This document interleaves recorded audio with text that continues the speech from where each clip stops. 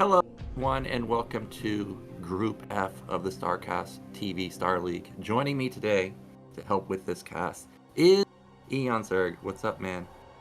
What's up, Nyoken? Glad to be here, man. I think this is going to be a really good group to cast.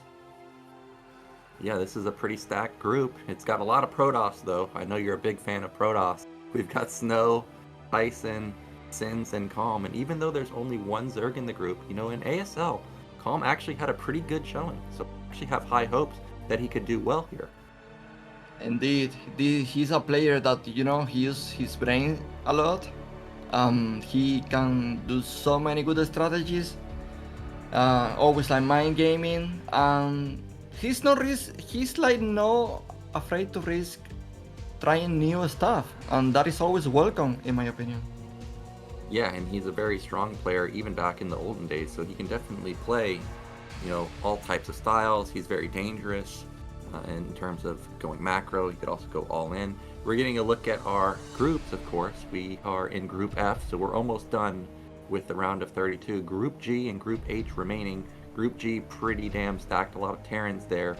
JYJ, Cop, Soxfree, and Scan. And then Group H, that's pretty killer group. Soma, Noob, Rush, and Yoon. And it just seems to me that Soma and Rush cannot avoid each other. I know they play a lot of sponsored games, and even in ASL they hit each other quite a lot, so that's going to be a great group too. Yeah, it's very stacked. I haven't seen too much from June these recent days. Like I know he used to be like. Scan. He told me that this June was like the best semi-pro in the scene, but since then he kind of like vanished. I don't know. I never actually heard too much from him anymore. He's a player that you definitely don't see that often, but when he actually does play versus some top-notch players, I remember him even beating Flash, so he's definitely a strong Zerg player. But we're going to be getting into Group F today, and our first match is going to be Snow versus Tyson, so a PvP. Snow, an actual god in PvP, so I find it going to be pretty tough for Tyson. But with that said, let's just get into game one and see if Tyson can pull off an upset here versus Snow.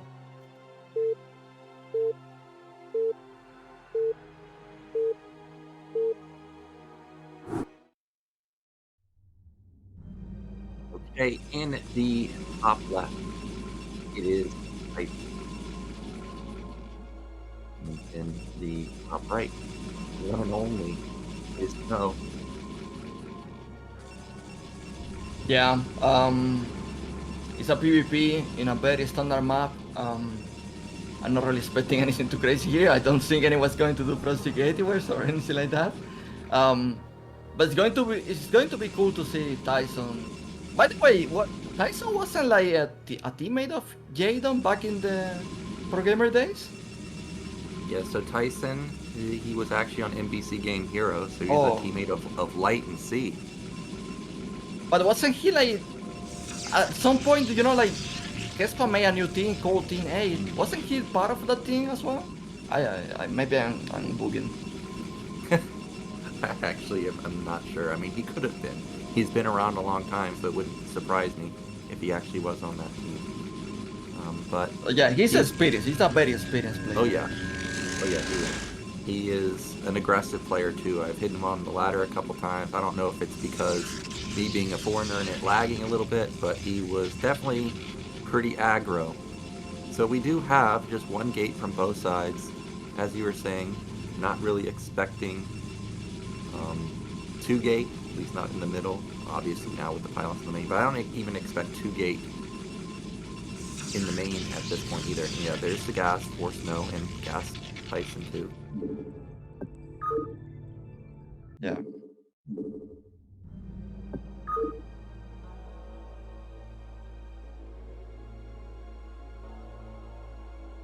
Snow probe being out on the map, and he is going to find Tyson in the top left.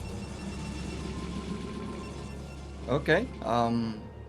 It's very cool that he's scouting first, because in a mirror matchup, when do you scout first, it's always you know, your opponent is in the dark, so he doesn't really know if there is a silhouette coming out already, or he's making a silhouette or straight to Cybercore. So there is like tech mind games here happening right now, and just like Tyson playing in the dark like this, I'm already like super comfortable to say that Snow is leading this game.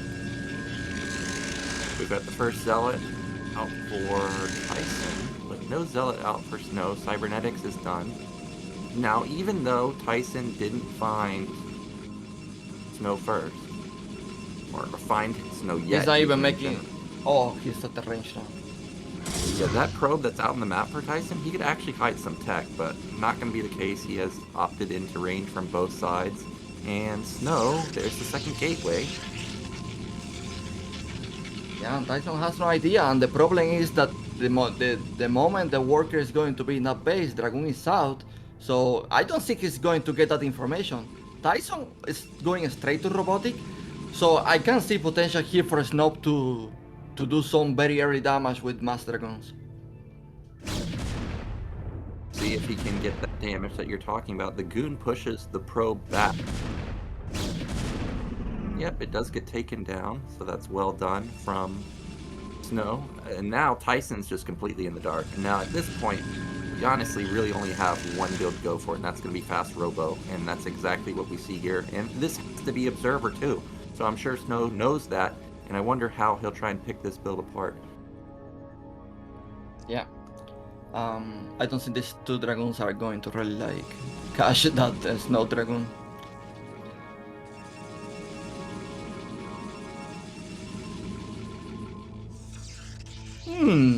Really so this is like a very standard opening here for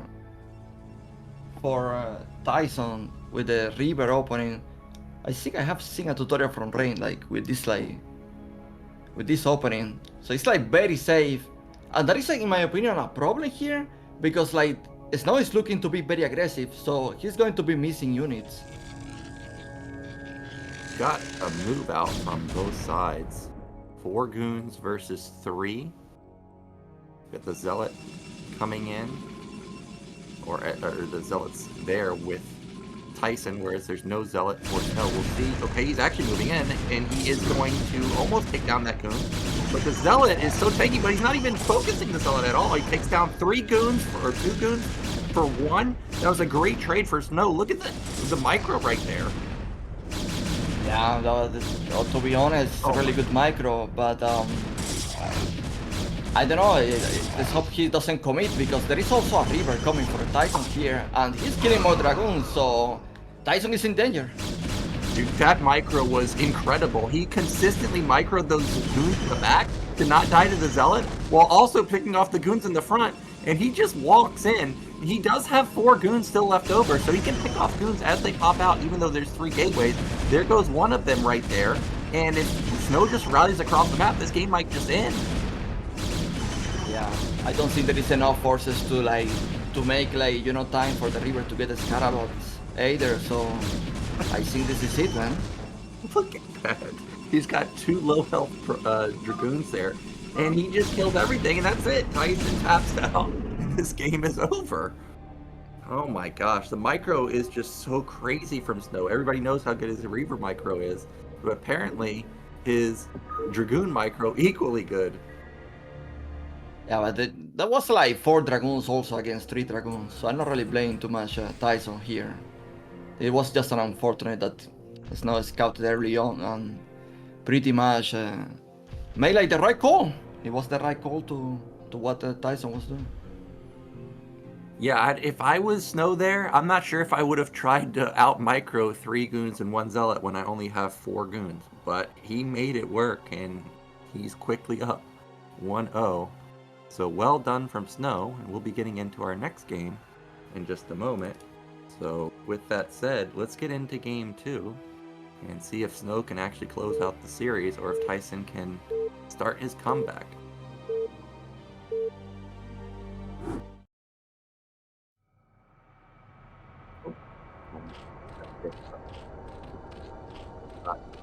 In for Calm actually coming up, and in the top left we have Calm, and then in the bottom left we have Ssinz.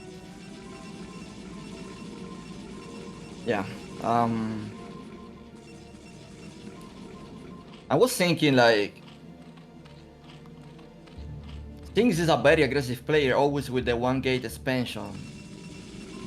And if Calm actually goes greedy here and play like 12 hatchery or something like that, like I can see Ssinz like doing really good damage, like early damage, and like a building advantage from that point, and be like super dangerous to Calm. True, and you know, I haven't seen that many games from Sens, but the game that always stands out to me is his game in ASL. It was versus Effort, I think like 5 seasons ago. It was Eclipse. He ended up playing some type of Zealot Goon Reaver build, walked the Reaver across the map, no shuttle. So this guy definitely has some weird builds and dangerous builds. Like, it was a very strong attack, and that is going to be a gateway, so he is going to be opting for some pressure. Yeah, Ssinz is a player that tends to play super different. I have played him on ladder often. And the fun is that he is a guy that makes like dragoons super early and fight with dragoons and silos, not even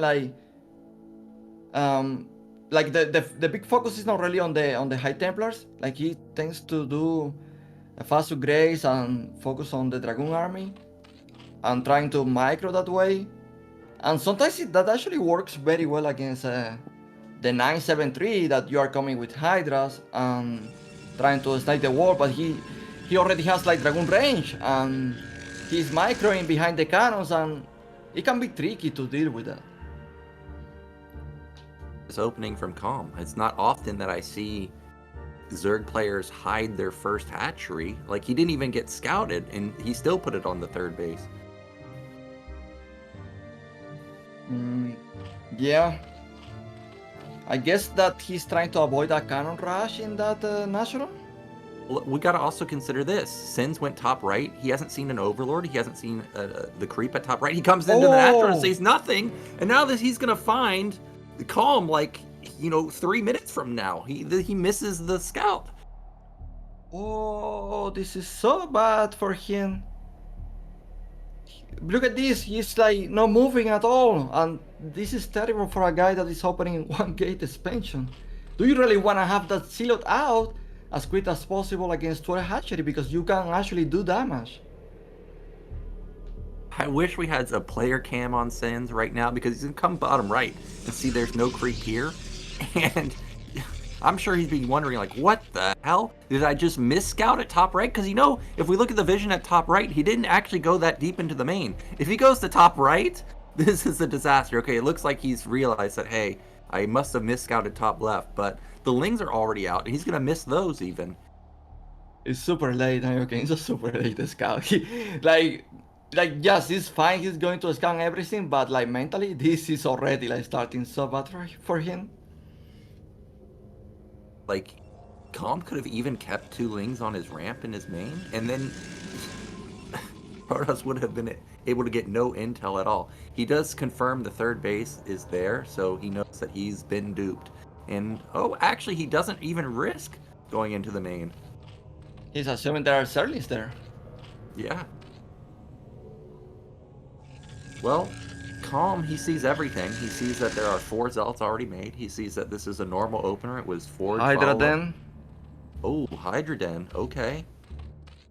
Well, Sins needs to figure out what this is ASAP, because if he thinks that it's Lair and it's actually Hydra Den, he's going to be in trouble. Ah, the worker! He can lose this worker! Oh, definitely not. He literally scouted nothing. He scouted just the hatcheries. He doesn't even really scout that many Lings. He sees 8, which is a normal amount. Okay, I like this move. He's sending some silos out. Sadly enough, not enough silos. Like, if he was like on 5 silos and send them to the third base, that would be so nice. But never mind, there is certain speed already. Stinks also made a very late cannon, so yeah, it's too risky for him to actually go out in the map with silos. And look at this, the Lings are scouting all over the place, making sure that they don't miss hidden Zealots out on the map. That's a smart move from Calm. Now, Sins has a lot of Zealots. He has 7 Zealots, but he doesn't have speed. Also, that Overlord was sitting over the natural forever, so he sees everything. But we are going to have all 7 Zealots moving out. However, there's a Ling counterattack, and the Lings are actually going to go for the cannon. Can he actually get it? The probes instantly get us around off, but 3 Lings remain. There is a lot of Zerlings coming to that national Nyoken. I think man. he's in so much trouble. He's gonna lose a lot of workers, but can need to defend many silos as well. Says the counterattack. The Zealots and probes are actually doing a pretty good job. There's 6 Hydras or so. Not that many Lings left over. The probe actually killed the majority of them. This may have actually been held. Yeah, but he's not really doing eco damage right now. It's only like right now, like, I mean, 4 silos in the main. This is going to be troubles for Calm, I guess. Well, there is a lot of Zealots, but he already has like 9 Hydras. So this counterattack delayed a lot of the mining, also lost a lot of probes for Ssinz, and Ssinz has to now scramble to build like 5 cannons just to survive a Hydra's counterattack. Good thing is that Calm is making more drones already, so I don't think like Protoss is dying to Hydras anymore. Okay. Yeah, I did see the drone cycle in the main. Okay, he's not supply blocked. I thought he was supply blocked right now. We still don't know if he's going to commit to the Hydras or not. But what I did notice in Protoss's base, first off, there's 4 cannons, which may or may not be enough. But there's also no Citadel. I think, in fact, that's the Citadel just now starting. So Speed and Storm are light years away. Yeah. Do you know if Protoss made the +1 upgrade or he actually cancelled that? Or what happened with that? I actually don't remember seeing the forward spinning at all. So I think he may have never gotten it. I see. We have to check. He actually needs a +1 attack. He can't really like play the game with the 0 upgrades. Yeah, well, he can't play the game at all, really, because he has no gateway. If this forge dies, these 3 Zealots and these cannons are all he has.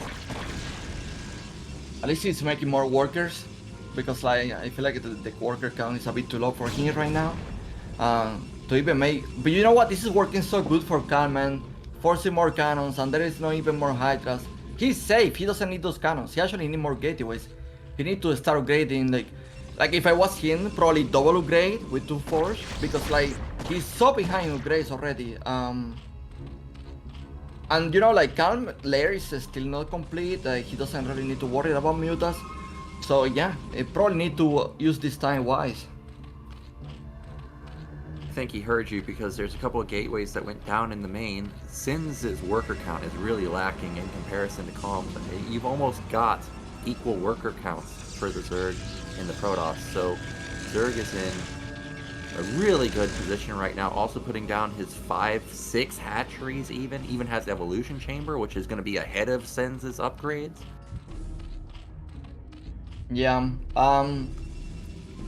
yeah, like it actually, like things really needs like a really good timing here with a good attack and good control to be able to come back. I feel like his position is super dangerous right now against Zerg. With this like saturation of drones, like eco is perfect. Macro wise, so many hatcheries, 6 hatcheries. I'm going to make a 4 expansion already. Spire in the way. Yeah, he really needs like a really good timing. I don't think he's going to make more coursers, so probably the Archon is the answer to deal with a possible muta move. And look at this, like he's already making that cannon in the main, like right when he saw the Spire, right? Like not even waiting for like the Spire to be ready, so he's playing safe. Ssinz is gonna hit a timing though. You know, I actually think he's got to go right now. He doesn't have any units though. That's the problem. The problem for me is I think by the time Ssinz moves out, if Calm builds mutas, there's gonna be no counter. There's 3 Templars. There's only 1 Corsair. There's no Dark Archon. So I feel like Ssinz is just stuck here. Like if he sits, he's in trouble because Calm takes another base. If he attacks, he's in trouble because how are you gonna kill Mutalis? Yeah, he for sure he needs more silos to be able to break this this 10 Hydras. I don't know.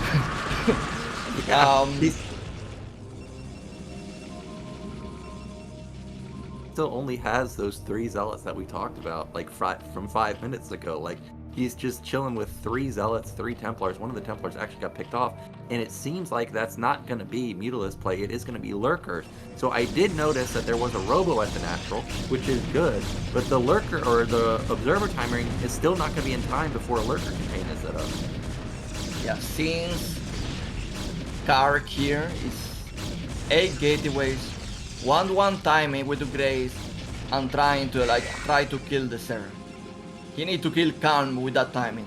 If that fails, I think it's just like spending is not an option here anymore. I don't think so. It's 11 minutes. You're almost going to.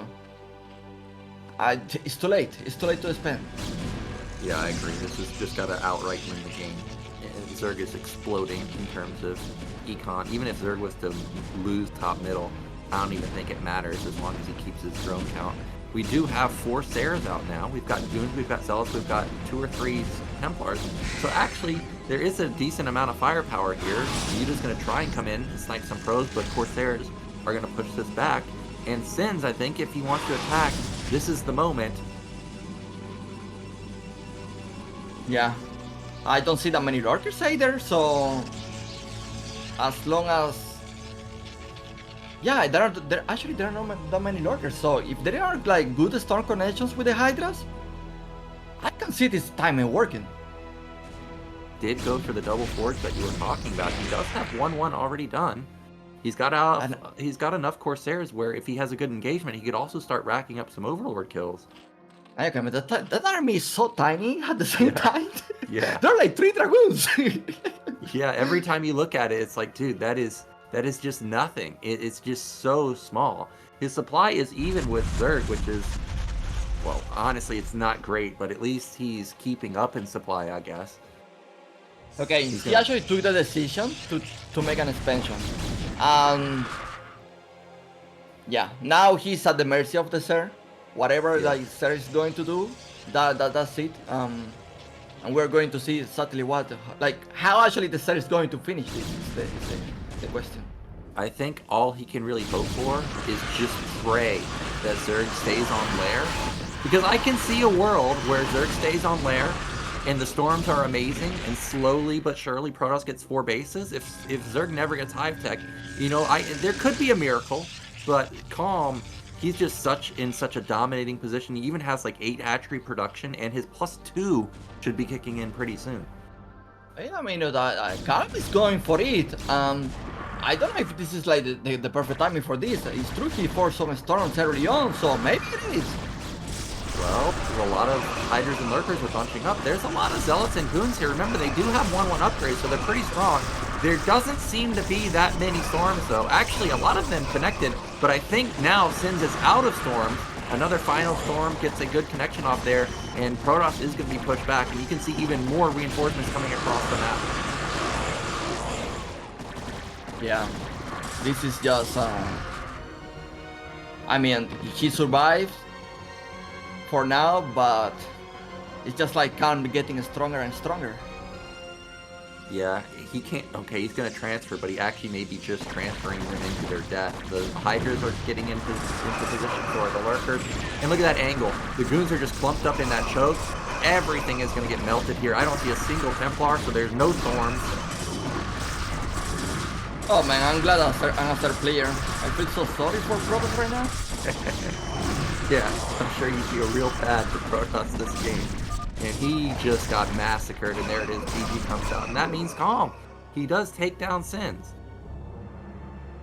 Yeah, a bit unfortunate with the scouting, man. Like, that, he actually scouted the whole map, and even like the location 2 times or so. That was really unfortunate for him. And Calm opened 12 hatchery, and yeah, sadly, like, when you let a third player like do that, like, don't be punished, it's very dangerous. It just came down to that early game. I liked Calm's counterattack with the Lings. He knew that he could hold the pressure with the Hydras, which was perfect. So not only did Ssinz get no intel with his scouting, he also did no damage with his Zealots, and he took damage to Lings. So it literally couldn't have gone worse. I think if there was a rematch, it would have been much closer, but it is what it is, and it is a best of 1, so that's a bit unfortunate. But now, we're going to be getting into our winners match, which should be pretty epic. It's going to be Snow versus Tarolg. And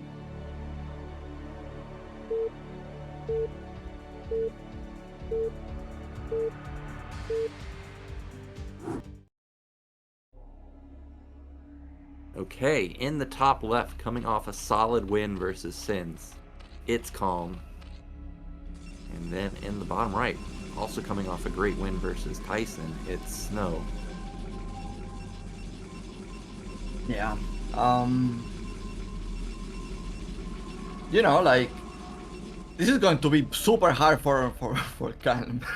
I don't expect him to take this at all, Nyoken. I'm sorry. This guy is a monster. Like, Snow is just too good. Like, I mean, let's say the truth. The Calm actually made it farther in the last ASL season than the Snow, but still, like, I still think it's going to be super hard for Calm to take this. On top of that, it's cross spawns. That if you ask me, if you were like a Protoss player, you will probably be happy. Because it's like it gives you more time to react to Hydra or rushes or like every aggression in general. Mutas.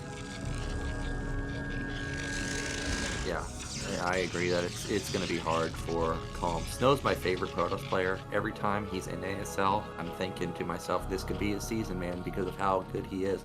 But he just never delivers in ASL. Luckily for him, this tournament is not ASL, so I don't think he's going to be cursed in that sense. So I agree, this is going to be really hard for Calm. We do have Gateway Expand, just like Ssinz pulled out in the last game. We'll see if Snow gets a good scout off this time. We already have a mix. Oh no! Mix-up. What happened? He misplaced the hatchery. Did he? Are you sure? It looks pretty lined up with the gas. Look at the distance of the minerals. Okay, maybe you're right. Well, if it's misplaced, then this game's already over, right? I can't imagine a pro losing to somebody that misplaces their hatch. I mean, that hatch looks fine. You sure? Like, it looks far to me, man. I don't know. I'm just looking at it relative to the gas. Like, it looks completely horizontal, like even with it. I could be wrong. We do have Probe getting in the main, though, so he actually gets to see what's going on. And we do have the first Zealot move out. And the Zealot to drone timing, or drone scout timing, actually misses the Zealot moving out. Yeah, this time it's not like in the last game he played against Ssinz that he was like on douche and be able to make drones and, you know, like not that many Zerlings. This time Snow actually is going to punish. Wait, actually Snow sending the Zealot back. Yeah, I wonder why he did that. Maybe he saw something he didn't like, but, you know, I don't see Lings anywhere. He did avoid the Overlord in the main, so maybe he just wants to act like he pulled back, but now he's actually just syncing them both up together at the top middle. Nope, now they're showing, so interesting move with the Zealots. Actually, two Zealots out at the same time. Well, it's because I don't think like Calm scout with a drone, right? I don't remember him scouting. Calm came in and saw the Nexus and then backed off immediately. Okay. But those Zealots do go across the map. Now they're turning around. However, there's 8 Lings out here. I think 8 Lings beat 2 Zealots, so he's got to be careful. Yeah, he need to put them behind the minions right away and trying to trade better that way. That was a good surround from Calm there. He actually gets almost surround on that one Zealot, so Snow's already in trouble. This is already a good trade. Hey, that Zealot at the top is the damaged one, but he's not able to get the killing blow off. Oh, look at the control. It's so good. He does maximum damage from that situation and even finds the sweet spot again. Yeah, it was a good decision by Snow because the Zealots were at risk of like dying for free being surrounded. So, and no, guys, the hatchery is actually not misplaced. It was a brain fart. I apologize. But yeah, I feel like actually like Snow forced a good amount of Zerlings here. Like Zerling count is so high for Snow. So it's already a totally different game from the last one against Ssinz. This time his eco is not as good. Look at the snow, like he's still like his cannon is it's not even done yet. His eco is so good. I don't see any force upgrade yet. By the way, Nyoken, did you see the star guy? Trying to find it and didn't see it. So the cybernetics wasn't done in the natural just yet, but it should be finished by now. So Stargate should be coming down or just got put down by Snow. I like how he put the forge in the main. So now his +1 can't be canceled. That's going to be very good for him. It's a pretty late Stargate. Yeah, it does seem a little bit late relative to Calm's build. In fact, the Spire starts pretty much at the same time as the Stargate. So this one Sair, I don't even think we'll get an Overlord kill this game. The thing is, like, the link count is so high already that I don't think he can either like put like silhouette pressure either and try, like, you know, like try to form more Zerlings. You know, like build wise, like count is doing really well here. His drone count seems to be pretty high. And look at the Snow making more cannons. He's afraid. He knows Calm. He's crazy. He can do whatever he wants. So yeah, he actually need to take care of be able to defend Hydras if that is the case. Time I look at Calm's worker count, it's pretty friggin' high. And we do have Zealot move out. How many is it? 7 Zealot? Oh, actually, that was a really good jump on that Zealot. Doesn't actually get the kill, though. But we do have 5 hatches coming down for Calm. Even, is that the 6th one up there? Yeah, 6th one right there. I have to say the silhouette count is actually quite high, but the silhouette speed is actually very far from completion. So these silhouettes are not going to do anything. Like, the mutants are going to be ready by the time they reach the natural from the set. Okay, Lings get a kill off on the Zealot. Still 6 remaining. His +1 was a little bit later than normal I see in Protoss vs Zerg. So actually there's not going to be +1 for 45 more seconds. If Zerg wants to take an engagement versus these Zealots, he's still got a window of opportunity to knock them down before that critical upgrade kicks in.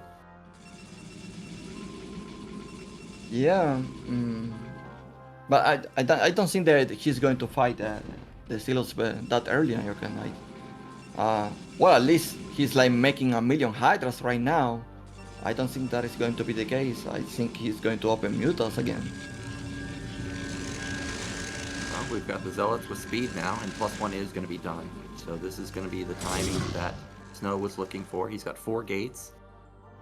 And what does Calm have? He only has Lings, and I think you're right, that is going to be Mutas. Yep, there they are.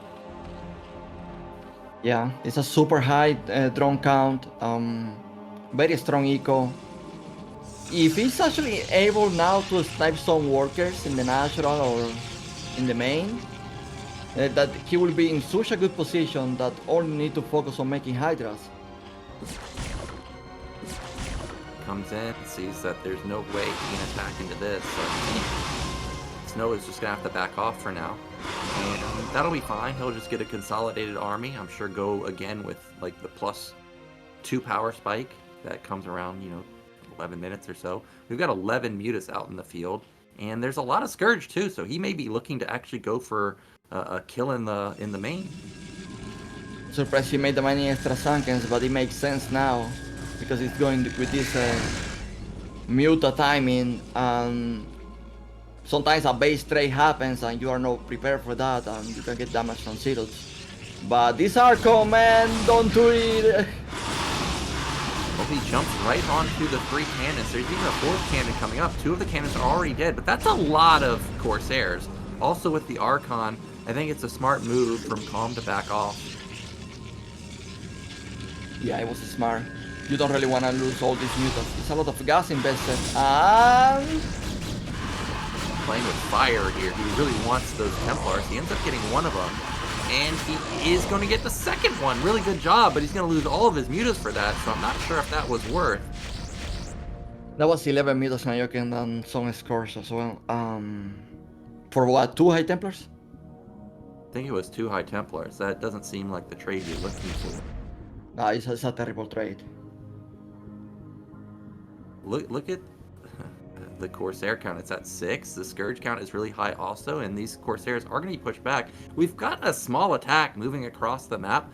Supplies are in favor of Protoss right now, but I don't think it's so heavy that Zerg can't stop. And he actually kills 3 of the Sairs. Yeah, he made more mutants. Didn't build more mutants and it caught Snow off guard. He's actually lost a decent amount of Corsairs. Okay, that's a lot of Zealots, and I haven't seen Hydra yet. Okay, Sunken Defense is going to save the day. And not only that, he loses most of the Corsairs. So now the mutants can, like, either like deny expansions or like snipe more workers. I don't know, we will see. And Calm's econ is crazy because that is a 7th hatchery for him. There's not a lot of cannons in the natural, so he just jumps on these Templars again. Now this was definitely a worthwhile trade. He's going to get almost 3 Templars for 7 Mutalisks or 5 Mutalisks. And yeah, he even like forced 1 storm, so in theory there are no storms right now for Snow to defend. The thing is I didn't see that many Hydras either from Khan. To be honest, I didn't see any. Well, supplies are very close, 110 to 105. If Calm just builds out of all 7 of these hatches, I'm a believer that he could actually knock down Protoss's 3rd base. Wait, did you say 7 hatcheries? He made 7 hatcheries? He's got 4 hatches right there. Wow! That is a lot of production. Yeah, he has a timing here. If he goes right now, he can do so much damage. Still, like, Snow army is strong, and Greys are probably 1-1. Or close to be that. So, yeah, it's the 1-1. So, Calm is going to spend, and I don't disagree with this. Because I don't feel like their army is strong enough to actually engage with the Protoss army. Yeah, I don't think it is just yet. He needs to get out a few more rounds of units, but with the lack of Storm, if he can get off a good flank like he's setting up for right now, this could be the angle that he wants, but he will be attacking into high ground, so he needs to be careful about that. I do notice that he doesn't have any Lurkers, though. Lurkers would be amazing versus this almost pure Zealot comp. Yeah, but he invested so much in Mutas that I really doubt he has that upgrade done by now. Damn. How many eggs just got morphed out of that position right there. We've got a DT sneaking out, and Calm needs to realize that that's out on the map really quick. Okay, it looks like he may have surrounded it, and he is gonna get it. Storm. You need to dodge the storm. Yeah, I think you need to run, Zerg. Zealots are way too strong in that position. And he is going to back off for now. Supplies are pretty much dead even, or it was a minute ago. Now 135 to 150. We've got the 4th base coming up for Calm. And there are no Lurkers. He can really defend that top mid expansion, I reckon. Okay, we may actually have a base trade because we've got a counterattack to top middle and also a counterattack to the natural, but Snow sniffs it out. He doesn't have any vision of it, but he still knows that this is happening, and he's turning around his whole army. Actually, there are no storms. Oh man, I think this is going to be a disaster. There's so many Templars in the back, so many Zealots. There's going to be just blankets of storm, and he definitely overextended here. Yeah. Snow really did so well, by the way, to actually come back with the whole army and make the perfect surround. Because if that was not the case, like imagine just like he's leaving all the silos killing the hatchery and coming back with only dragoons. Like probably Calm will be able to, I don't know, to at least like save most of the hydras. So it was a good response from Snow. I still think Calm is still in it for sure. He's got 4 bases. He's got his hive coming. He's got, what was it? I think a double evolution chamber now. But we're just facing off pretty much in a stalemate right now. Protoss just patrolling back and forth with their army. Yeah. I think the problem right now for Khan is that he need to cover a lot of ground, and he doesn't have that many lurkers to do it. Because like most of the focus right now is trying to get that defense on the 4 base, but that actually leave the main and the tier base exposed. Well, we've got just an absolute huge army from Protoss, and he didn't have to use that many storms. So, oh no, that was a move command right there. Well, if Protoss gets stuck here and there's a lurker contain set up, that would be devastating. Okay, I don't think Snow's going to commit up here. He realizes there's no base. Yeah, Nyoken, but he doesn't have that many lurkers either to set a huge contain either. Like, what do you think? If this is a Terran that you set 2 lurkers in the ramp and he's going to like make the Protoss never leave the base? Well, there's a couple of lurkers, just 3 though. It's not synced up with the rest of his army. This is a mistake from Calm. He needs to get everything together here. Storms are doing so much damage. Where are the Zealots though? This is just Goon Templar. These other are so exposed right now. Yeah, and what's reinforcing our Templars? These are units you don't want to be rallied across the map. Okay, that was a really good engagement right there. Snow with a bit of a blunder. He's going to lose a lot of his goons. He does save a decent amount of his Templars, but... well, actually, I'm looking at the map now. Snow has 4 bases. I didn't even realize that he's taken his 4th base, so he's still fine. Yeah, but he lose a lot of momentum because that was like an army that I will consider an army ready to kill the 3rd player. What happened is the army was split. I don't know exactly, like he was trying to deny an expansion or something, and then he lose both of the dragoons, so he lose a lot of momentum with that move, Nyoken. Yeah, we were talking about how much gas Calm had used in the Mutalisk where he couldn't afford lurkers. Where now, with his 4 bases, he can definitely afford more lurkers, and he's actually going to get into a position where he can potentially split the map. We've got another engagement in the center of the map. Zealots again get on top of these Hydras, and a couple of them are going to die. Yeah, Khan need to chill a bit and, you know, take a breath and trying to think, okay, what move can I do that actually is going to work? Because like, so far he's trying to be over aggressive and he's training really bad. He also has missed his upgrades. He's still at 1-1 where Protoss is on 2-1. And if he misses his upgrades again, Protoss could be on 3-2 by the time he even gets 2-2. So he's got to be careful in that sense. We did have a minor engagement right there, but it seems like both sides are not willing to commit, at least not just yet. Yeah, good thing is that he took the top right. He set the defense, so at least he's now on 5 bases, and as long as he defends, he has a chance in this game. And those are some good storms with a lot of fighters and a lot of lanes. With the lanes coming in, that means that we do have adrenaline on them, and that means Hive. All those powerful upgrades should be coming in pretty soon. But Snow actually dealt with that army really easily, and now the 4th base. I thought it was open, but there is a single lurker there to prevent him from running in. Yeah, Snow is not really confident to go in, but I feel like his upgrades actually, they allow him to go. Yeah, I think Snow could definitely bust top right if he was to go there. He should avoid these massive lurker fields, obviously, but if he gets top right, that could be lights out for Zerg, because Zerg having such a killer worker count for so long, his main natural and 3rd base are all basically mined out by now.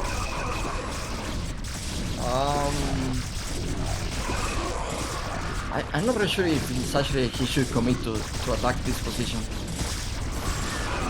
Well, if he gets the Observer, and for now that will keep Protoss back. We do have Snow taking a 5th base himself at bottom middle. Man, every time we click those Hydras, they're still at 1-1 upgrades. He really needs to get them, because I did just see +2 weapon kick in for Protoss. Yeah, as we speak, the main is totally exposed, no lurkers, nothing.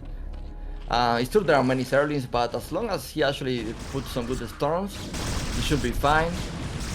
Oh no, Zerg I think has lost his control of this game. We've got Protoss on the high ground, Protoss up and upgrades, there's Storm on the high ground. The Zealots units are kind of fizzling out, but now we've got a 50 supply lead for Snow. Yeah, it's an insane lead. But Khan has many hatcheries. He's on 5 bases, so he has the eco to come back here. At the same time, Snow is also on 5 bases. Probably going to keep spending. I don't know. The thing is that I know Snow is a way better player than Khan. So I'm thinking like, okay, oh, Khan actually is missing some opportunities here to take the game. The problem for me is he doesn't seem to have any good engagements. Like, we've got Dark finally coming out, which is obviously a game changer. But Protoss has so much gas now, I expect to see Reavers or something really high-tech come in pretty soon.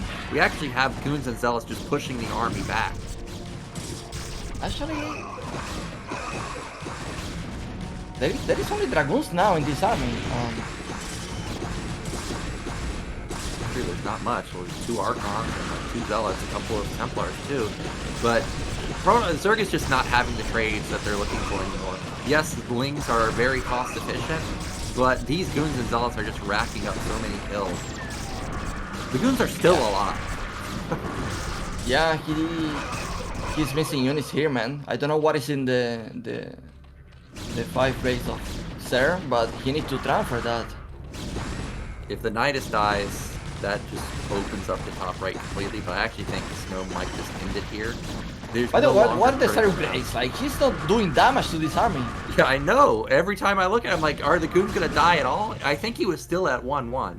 And Calm, he ends up falling there. I think he was in a good spot. Like, everything looked good. His production was amazing. His econ was amazing. He just missed the upgrades. If he had have nailed the upgrades, I think he actually could have taken this game.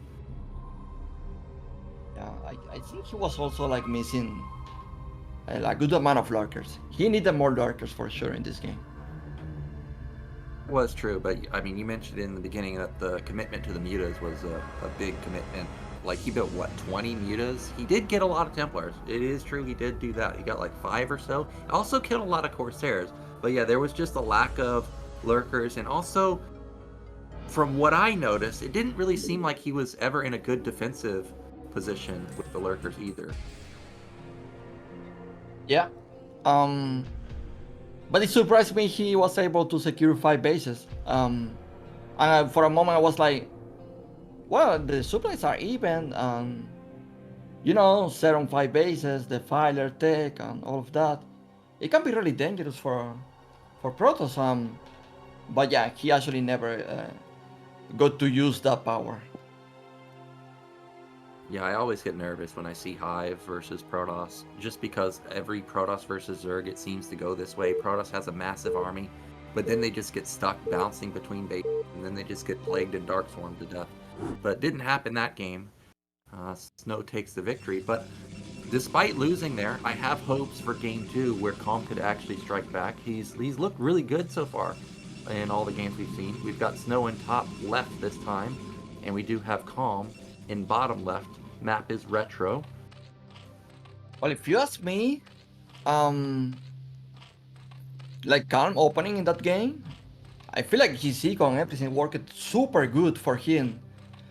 So he was like the leading player in that game. Yeah. So yeah, I don't really know if we're going to have the same case this time.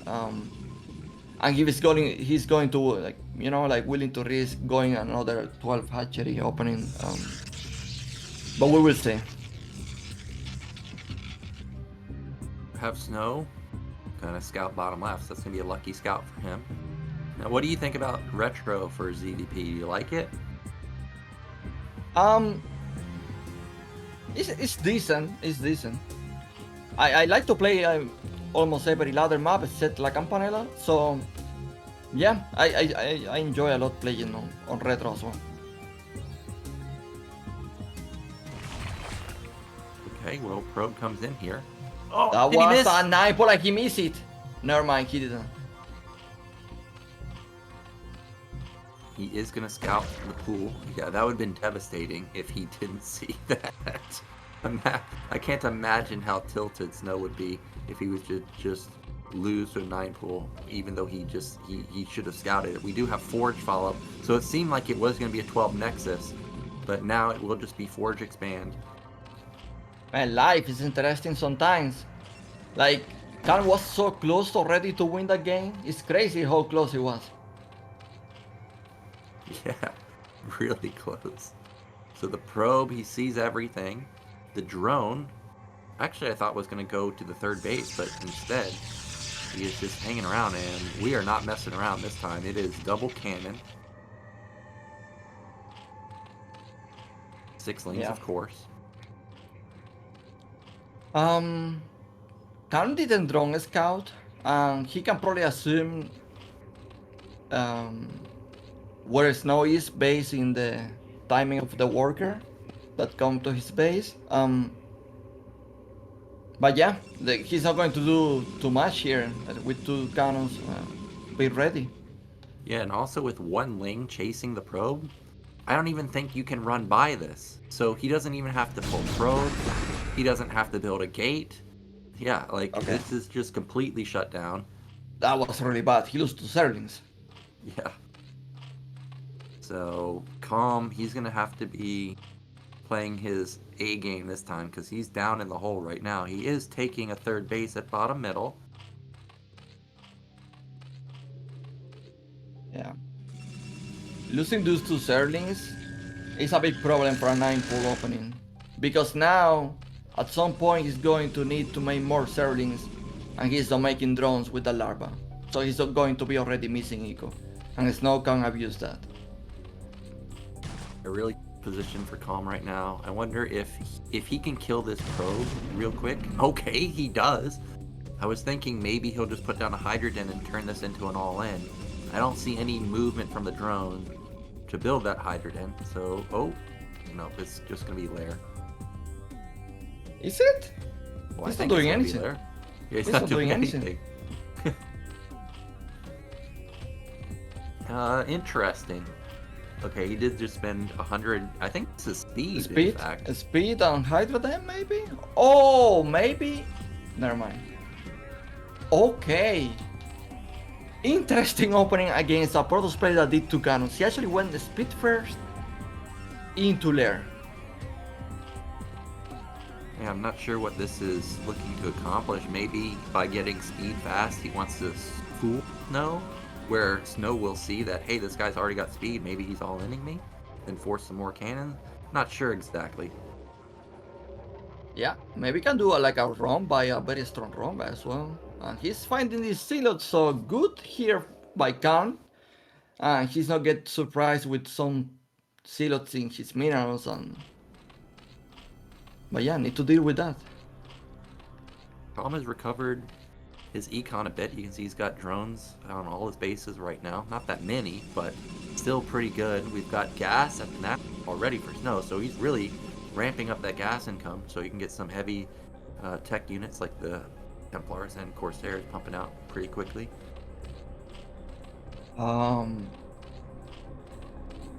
So actually Khan is not going to do a Spire.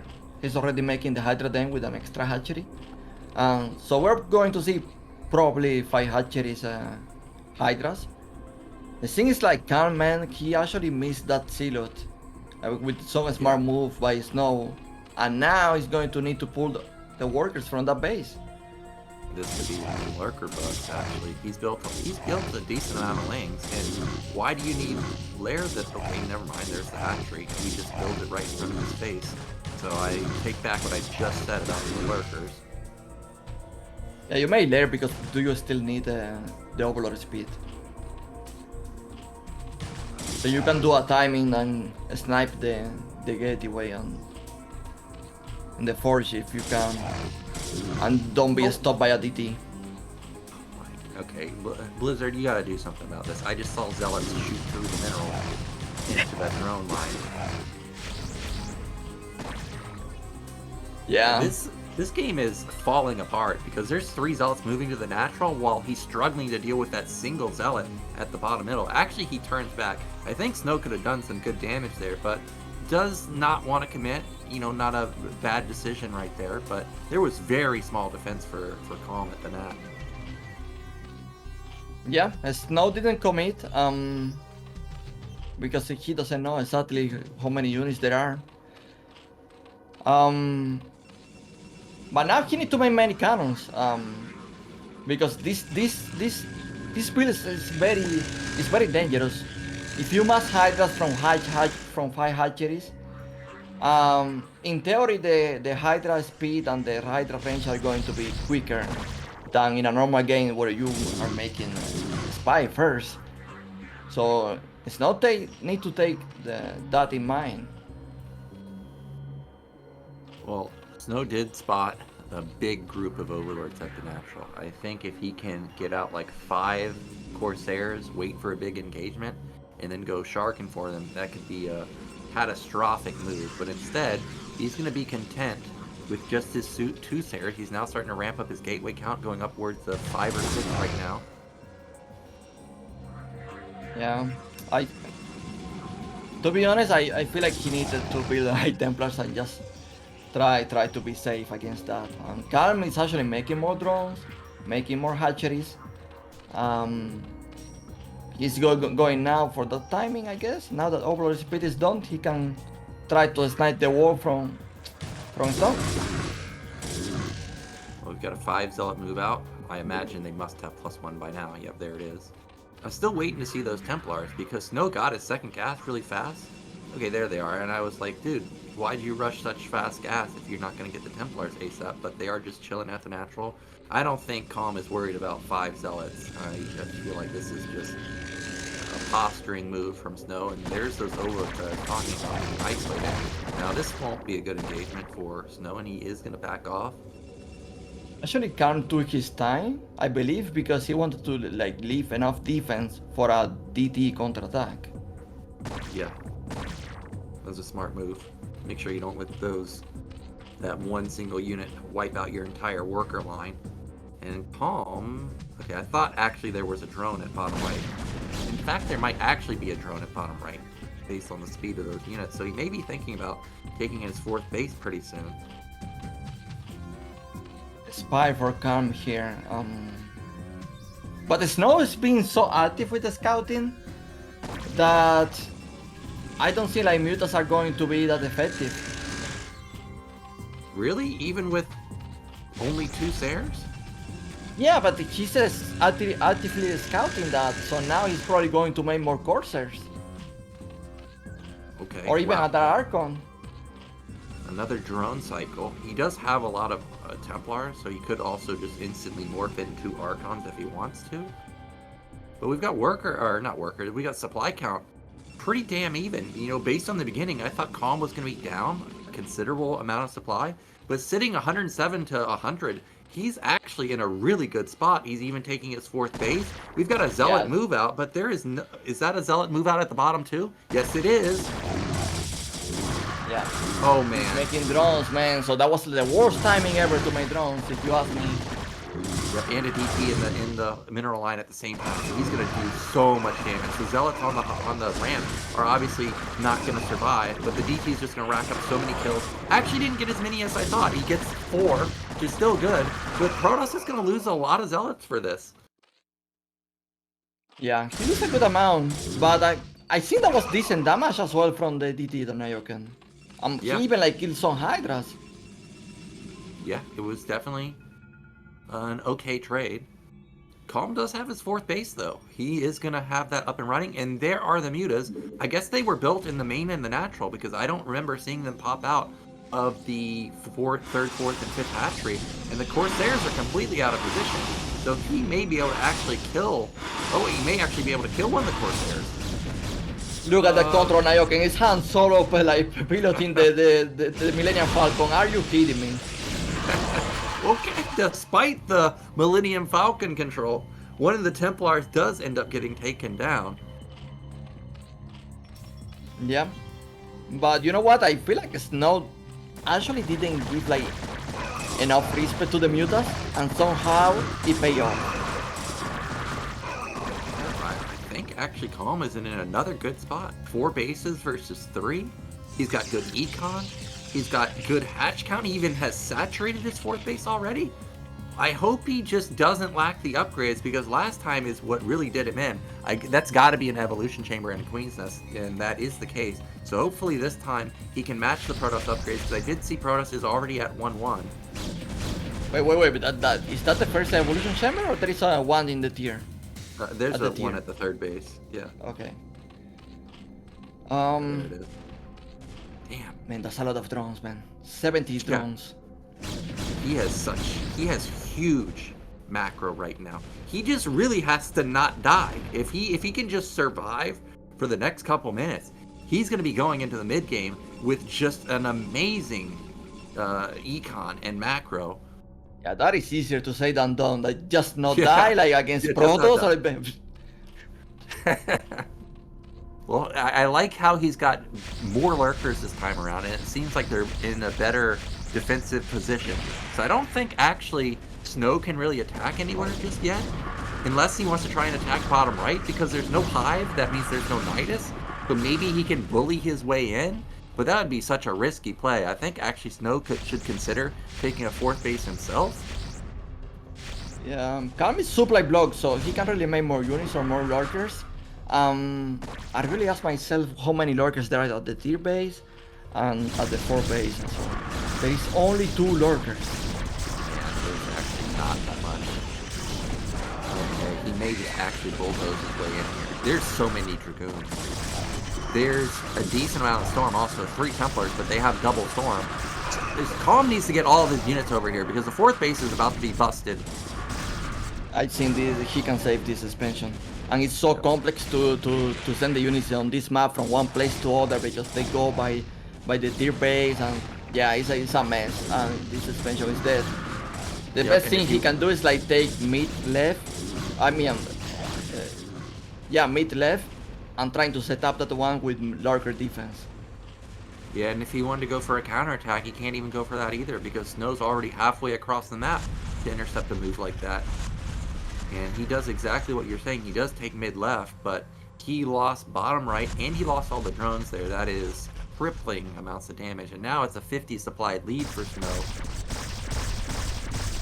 Yeah, and lose map control as well. Like before it was looking really good, like when you are taking a new main, at some point it's like almost securing, like the natural is so easy to access that it's almost like getting 6 bases as well, so yeah, he loses some momentum for sure. Yeah, he definitely lost a lot of momentum. I did see that the Hydras do have +2 weapon this time, so he is on top of that. In terms of upgrades, we have the Defiler Mound done, so Dark Swarm should be coming out pretty soon, but complete map control from Protoss right now. All he really needs to do is just take his side of the map, and I think he's good to go. He kept all of the expensive units alive, like all the goons survived, all the Templars survived. He's also can just sit out here in an arc and out of both sides. Okay, he's just gonna jump in here? I don't know about this. No, this is terrible. I don't think he can do that. Like going against that many Sunkens and lurkers, like at least with some Reavers, man, that was it. But like going straight with Dragoons against Sunkens and lurker servings, that is too risky. You can lose everything. Well, he's gonna keep going. Maybe his armor kicked in or something. Yeah, okay, +2 armor did kick in. The Zerglings do not have any upgrades right now. No, I don't believe he can do that. Like, this is too risky. Yeah, I feel like I saw this in ASL. I can't remember who it was, but they attacked into a choke like this also, and they just lost everything. Yeah, it was Piso against Hulky Nyoken, and look at this, Nexus is going to die! Yeah, why is that there? I think Calm was just moving across the map because he saw the Nexus at top right, and he just runs into a Nexus there, and he's going to kill that. And now he's going to kill this Nexus too, and these Zerglings, even though they don't have weapon upgrades, they do have Adrenaline, so they do hit pretty hard. Also, Protoss is going to be in only one base. Yeah. Yeah, that's true. His main and naturals will be mined out pretty soon. He has not done a good job about getting bases. And Zerg's on Hive Tech now. By the way, I never seen that one, a Nexus alone like that.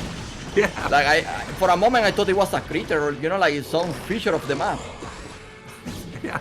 I don't even know, why did he build it on the right side? At least if it was at the top side, at least it's closer to the rally, or, to his units a little bit. But why is it even on the right side? There's not even anything there. That's interesting position there. He gets punished immediately. But actually, Protoss is going to back off for now. I think that's smart. He desperately needs to get a Nexus down.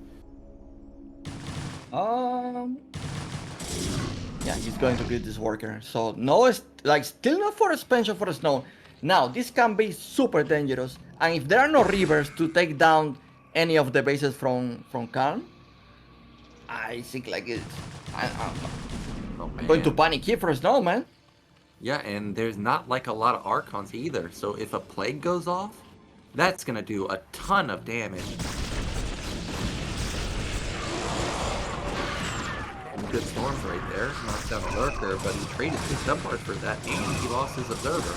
These pros will make it across the map to build a Nexus, I think.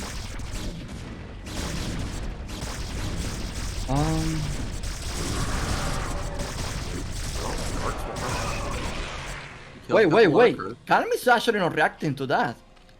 Yeah, he's not. Okay, there's Plague, gets 4 goons. That's a pretty good trade right there. That is a lot of Lings and Hydras. There's only Zealots over here. He's trying to deny top right, but his 4 bases exposed. Well, his 4 bases are exposed, but I think Protoss is worried that there's more defense up there than there is, so he's going to back off. And Eonzerg actually busts this. There's 3 Templars up here. Yeah, 3 Templars and probably 4 Storms by High Templar. I don't know. Well, there was no Defiler with his army, so Storm is just ridiculous. He kills so many Hydras and things. Basically kills everything with 3 Storms. That was a good answer. I don't know. It's a very close game, but at the same time, Snow taking a new main is so much advantage. Like 9 patches. Damn. All of a sudden, then he can take the natural as well, and he has map control, so he can deny future expansions from Calm as well. Yeah, we were talking I still think like Snow is in a really good position. Yeah, I still think Snow's got it right here. But if Zerg can take their side of the map, I think they're definitely not out of it. Calm has so many drones at bottom middle. He does need to transfer them somewhere, whether it's to the 3rd base at mid left, or whether he transfers them to bottom right. He's got to do something about it, because that base is mined out right now. He's trying to push the mid here. Actually taking mid control. Could be a really interesting idea for sure. Well, are we gonna hit some Plague? There's the Plague. It's gonna do something. Oh! Okay, there we go. That was like 4 goons, a couple of Zealots. That's some worthwhile damage.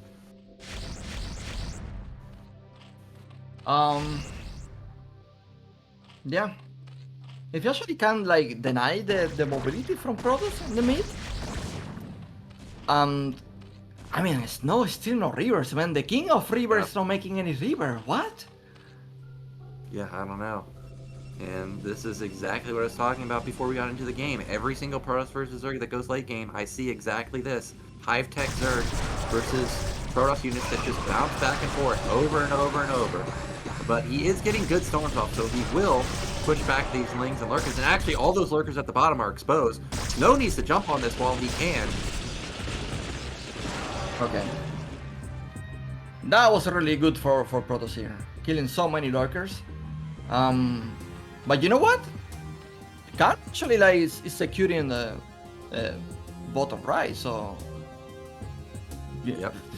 he actually like win this. Yeah, Calm's upgrades are really good this game. 3-2 for his Hydras. He didn't miss a beat this time. Protoss still no +3 weapon. That's really tough to deal with. We've got another Plague that went off, another Dark Form. Ooh, really good storm, hitting a lot of the Hydras in the lane. Actually, the Lurkers are ready, so... Oh man. Yeah, this is the moment that Snow wants. Oh no, actually he does not commit there.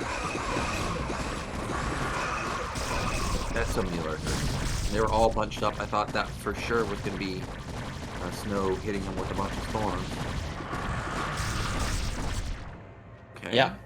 Snow doesn't seem confident to really engage the Ser army right now. He's also not doing any drops at all. Like, I'm so surprised to see Snow not doing any drops in any eco harass. I don't know what's Yeah. happening. Yeah, I noticed that on Vermeer. The top right base that was completely open could have just been killed by 4 DPs, like a 4 DP drop. So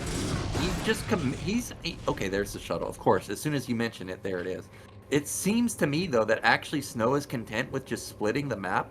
If he can get mid-right, maybe he can starve out Zerg. Maybe that's the plan here. Oh, oh, oh! What? He one-shotted it.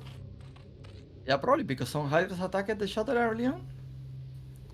Yeah, I guess so. Well, we do have +3 weapon now for Protoss. 3, 2, 1 are the upgrades. So really strong, powerful upgrades. I don't think he'll be able to bust this, though. There's no... Man, his observers is always late. Plague. Nope. Okay.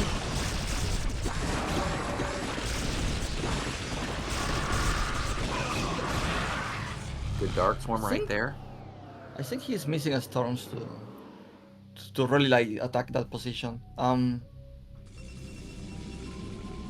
But it's not easy for a Storm for Snow to attack a bottom right from his main, because like actually he set up like a bit of control in the mid, so like each time Snow tries to do like a straight line attack to that position, his army is probably going to get interaction with the mid defense that is being placed by Khan. So scrappy game right now, Nyoken. That's a really close game. I actually don't know who I like here. I think I'm actually kind of like Calm, because he just has such better map control. He's got so much production. I think he does need to get more econ, because okay, that's the reason why his econ didn't seem so great, is he's actually not mining mid-left basically at all. There we go, yeah. Drone transfer. He made some drones. He was on 46, now 62, and now a Snowman losing few units to Lurkers. He wasn't taking attention. He wasn't pressing attention to that. Yeah, I feel like he actually needs to go hard now with drops and trying to get to like do eco damage non-stop and trying to come back that way, because he can really let the third player to grow so big as he's doing right now.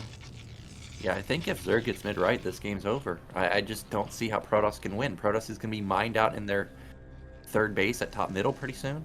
That's going to be Protoss back on 2 bases versus a Zerg that's running on 3 bases right now. And if they just deny mid-right, I mean, you're just going to be permanently up 1 base the whole time. Being on this ramp on the high ground is great for Protoss. He needs to be up here and make sure that that scenario does not happen. The shuttle is coming to mid-right, but the Scourge set up already. He avoids them. Splits the uprights, and we're in here, boys. There's no Overlord. Are there DTs? No, it's just a Templar drop. To be fair, there are not that many drones, so I don't think he does too much, but maybe this one. He saved the shuttle. For now. Oh, he gets 4 drones and 2 Hydras on that fadeaway storm. Yeah, sadly, I feel like Calm drone saturation is still great. But yeah, it's good he's trying to drop, and look at that! Oh! And now it is! Oh, those were really good storms. Really now good we're talking, so now this is not the Snow we know. Yeah, really testing the multitasking, and now he's at least secured the high ground there on that ramp. Does need to get a Nexus over there, but Zerg will not be able to take it, at least not just yet. I don't know why. What is the reason he's not really like aiding Rivers to this army? At some point he's going to need that. Like that River is the only unit actually like is going to help you against the swarm. Yeah, I'm not sure. Okay, another shuttle coming in. Scourge. Oh. He's gonna be able to unload, but he should lose the shuttle. Okay, that was, I think, about as good as it possibly could have gone for him. Snow fight. That worked, Nyoken. That was a lot of drone kills, man. Yeah. think Calm's in desperation mode now. Like, he realizes he's losing all these lurkers and losing slowly the position on the map. Snow, once he gets mid-right, how are you ever going to bust this as Zerg? Yeah, as a third player, I probably feel him because he's probably like, okay, I'm losing so much eco. This guy is now to take that base. The thing is, like, when you start to move units like that, most of the time what happens is you lose the units for free. They don't really accomplish anything, and your situation is worse. Yeah. I don't really know what Zerg can do. I was thinking Zerg could maybe go for like a counter drop, like drop top left, but there's a Dark Archon and Storm and Cannon already up there. So I don't think you can do that.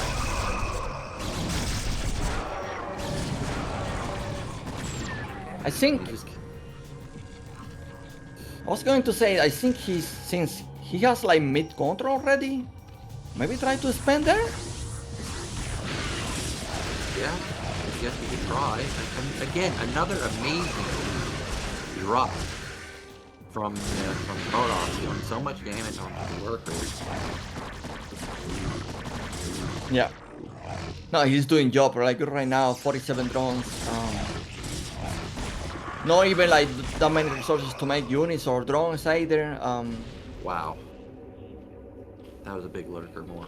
That's a lot of gas to spend. Okay, now that's a good play. All these elves are gonna go bye-bye.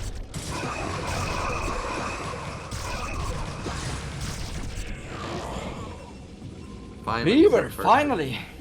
Yeah, finally the first Reaver. And if we look at the comp, like, look at that Archon. It's just a complete wall. You're not gonna pass through there. There is so much high-tech stuff for Protoss now. There's also a lot of just Templars just hanging around, which can be morphed into more Archons. Like, the army is just so ridiculously high value for Protoss. Yeah, if he can put together an army with Archons, High Templars, Reavers, he can break any position right now. And Khan going crazy here with Guardians, he doesn't even have the gas for that. I don't really know if this is going to work. Yeah, I don't either. I guess he's thinking, well, maybe I could trade a Guardian for a Storm. But he's definitely not gonna...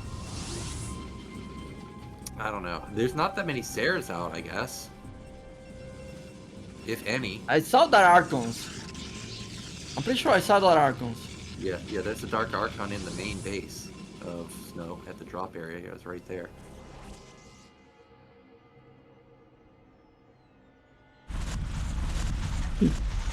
That should have just saw like million lurkers getting following the map. Yeah, I think Snow should realize that Calm must be thinking about trying to take the middle, because why else would those lurkers be there? Yeah. As myself, how Snow is going to progress from this. Because now Calm, he has done everything he can in his power to defend the map. Yeah. But is that enough? I don't know. I think he's going to have to be relying on these Guardians. Oh man, this goodbye lurker. That is a lot of Guardians. And if he can bait out Storms with just sending in a lurker or two at a time, well, that could be a way to actually bust mid-right. That is true. And that Archon is actually so far that he can milestone that and use the storm on the Guardians. So there is potential here to bust that base.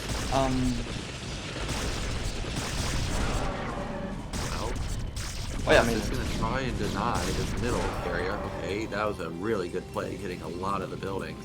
But here comes the real threat. This is a lot of Guardians, and he forced out a lot of Storms there.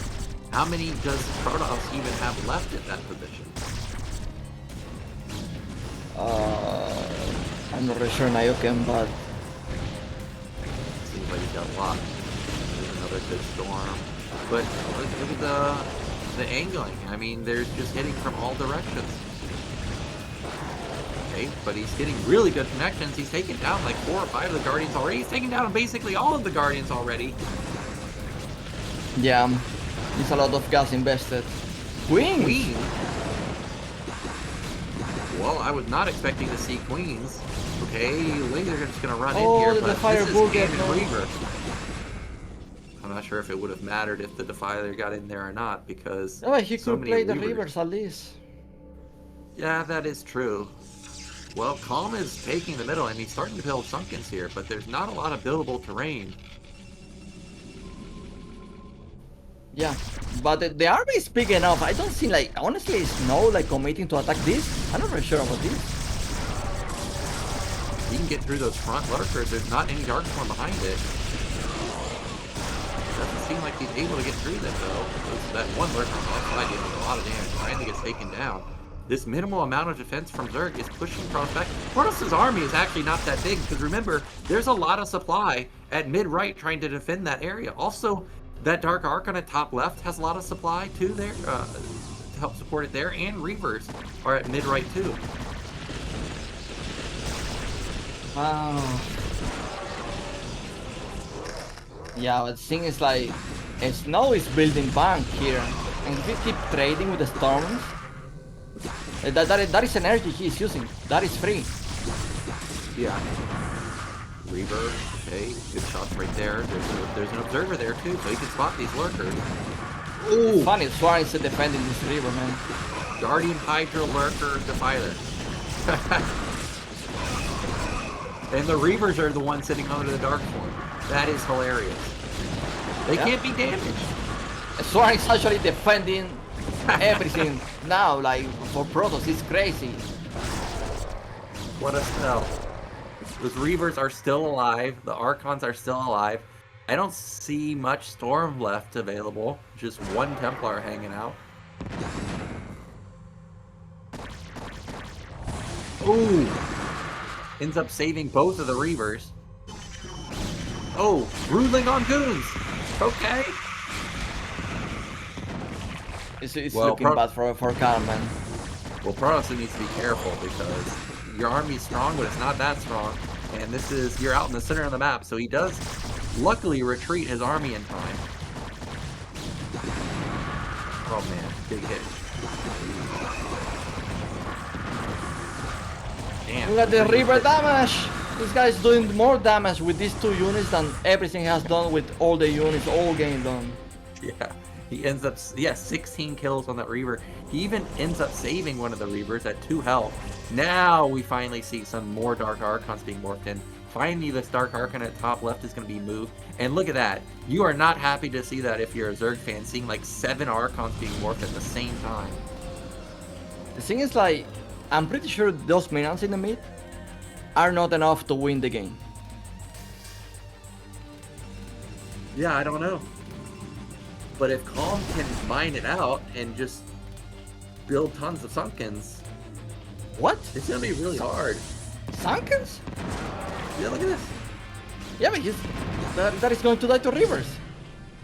Well, I mean, well, that is true, but Calm is still almost maxed out. I feel like he should... Oh, that was a good feedback, hitting the Defiler.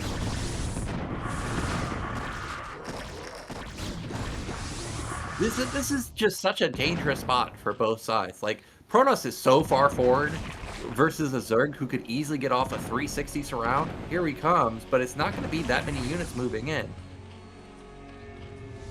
Yeah, with that Archons that they can manage strong and freak by the Defiler, and I don't know. Like, how do you engage this? That is not easy to do, to feed back the Defiler as it moves in, so he gets a kill. This almost looks like a micro map. Like, do you need to survive the Ser coming with many units?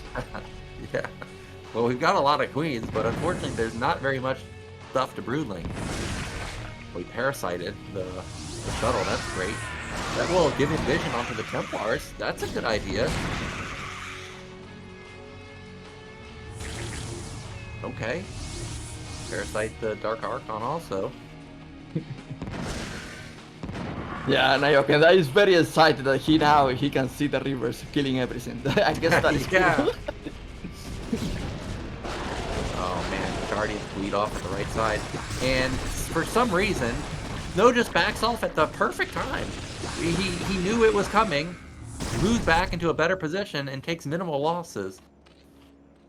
Yeah, it's now, I feel like Snow is not even like playing this like just to kill it. He's like trading at this point, and just by trading, he's taking this. Like there is no chance can win with those minerals in the mid. It's too little. Yeah, especially if there's Maelstrom here where he can just freeze units and kill off Hydras for free. The amount of spells that Protoss have that are effective are just crazy. That's another great Maelstrom that he's going to get so many Hydras and Lurkers basically for free. The Archons, even if they get plagued, it doesn't matter because they just have pure shield. These Guardians are not doing the damage that he's looking for. These are expensive to build. Way too expensive. Oh man, the storms are amazing. They're just killing so many Hydras every time. Almost a 10k bank for Protoss. Yeah, and the replay is no bugged, guys. Don't type in the comments, oh, the replay bugged. No, this is happening. Yeah. 4k gas bank, just crazy. Well, now he spent about 2,000 of that gas.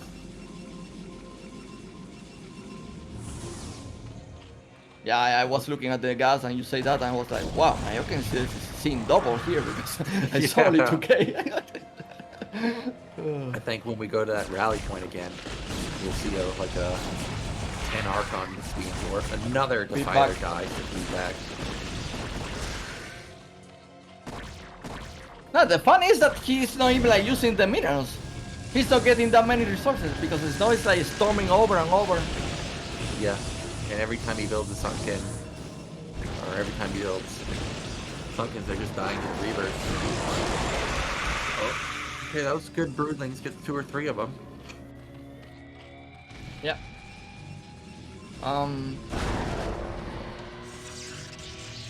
Yeah, the snow with that bank and Mitra is still healthy. To my surprise, that base is still healthy. Yeah, Calm's in big time trouble. He's got only 500 minerals. He's got, yes, he's got middle, but he's about to be mined out bottom right, all of it. So he's going to be basically on 1 base mining. Those are only 6 patches, so that's what, 9,000 minerals? And Snow has that already. That's his bank. So I think it's just a matter of resources at this point. I don't think Calm can come back. He cannot overcome this huge bank that Snow has. Yeah. Snow also stopped using Reavers to keep killing Sunkens. Oh, well, never mind. Now he's going with Reavers. He's attacking mid-right, but this could be a mistake. Send all of your units to mid-left, and maybe Zerg can make a massive counterattack to mid-right. I don't think that's going to happen, but that is one way to get back into the game. Oh! Templars being Broodling. That's some good pickup micro right there.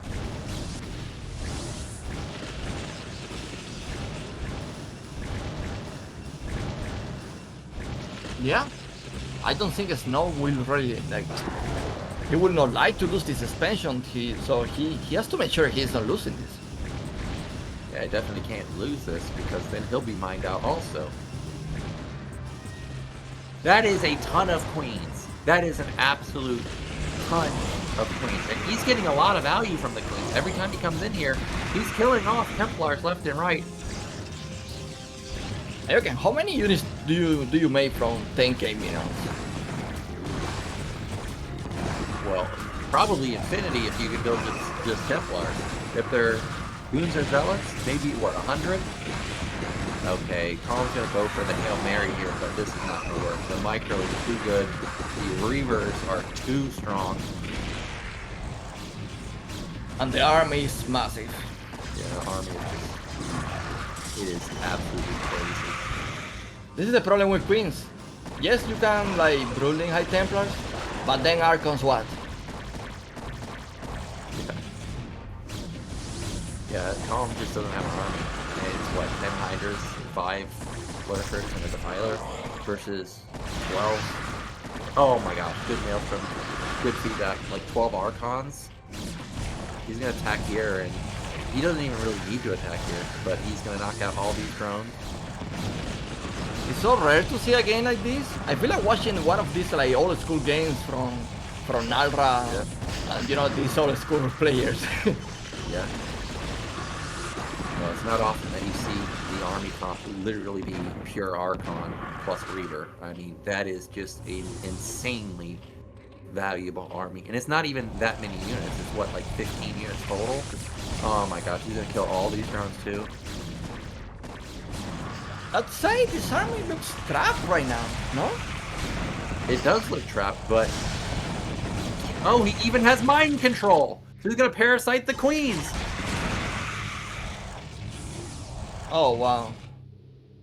It is trapped, but the thing is does it matter? Like, can Zerg kill it? I don't even think Zerg can kill it. Oh wow, man, he might control that queen.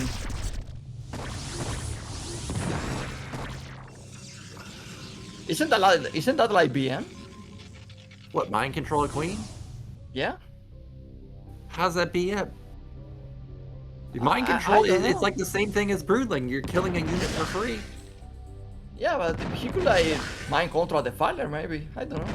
Well, I think he just mind controlled whatever he could see, because queens are still good. Like, you can Broodling or Ensnare or whatever. Where's the Maelstrom? Oh, I don't think it's energy. Oh. For Maelstrom. Okay. You It's know, a shuttle. this army actually Yeah. is trap. May I don't actually know, be like, trap. how much do you get from that, but it's actually trap.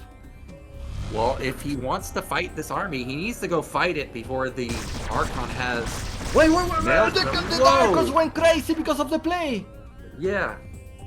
Well, he needs to go and kill this army before Maelstrom kicks in, because once Maelstrom kicks in, then, you know, actually he'll be able to kill those fighters and lurkers. But we've got another huge army at the top side. He's mixed in with this. A great feedback right there.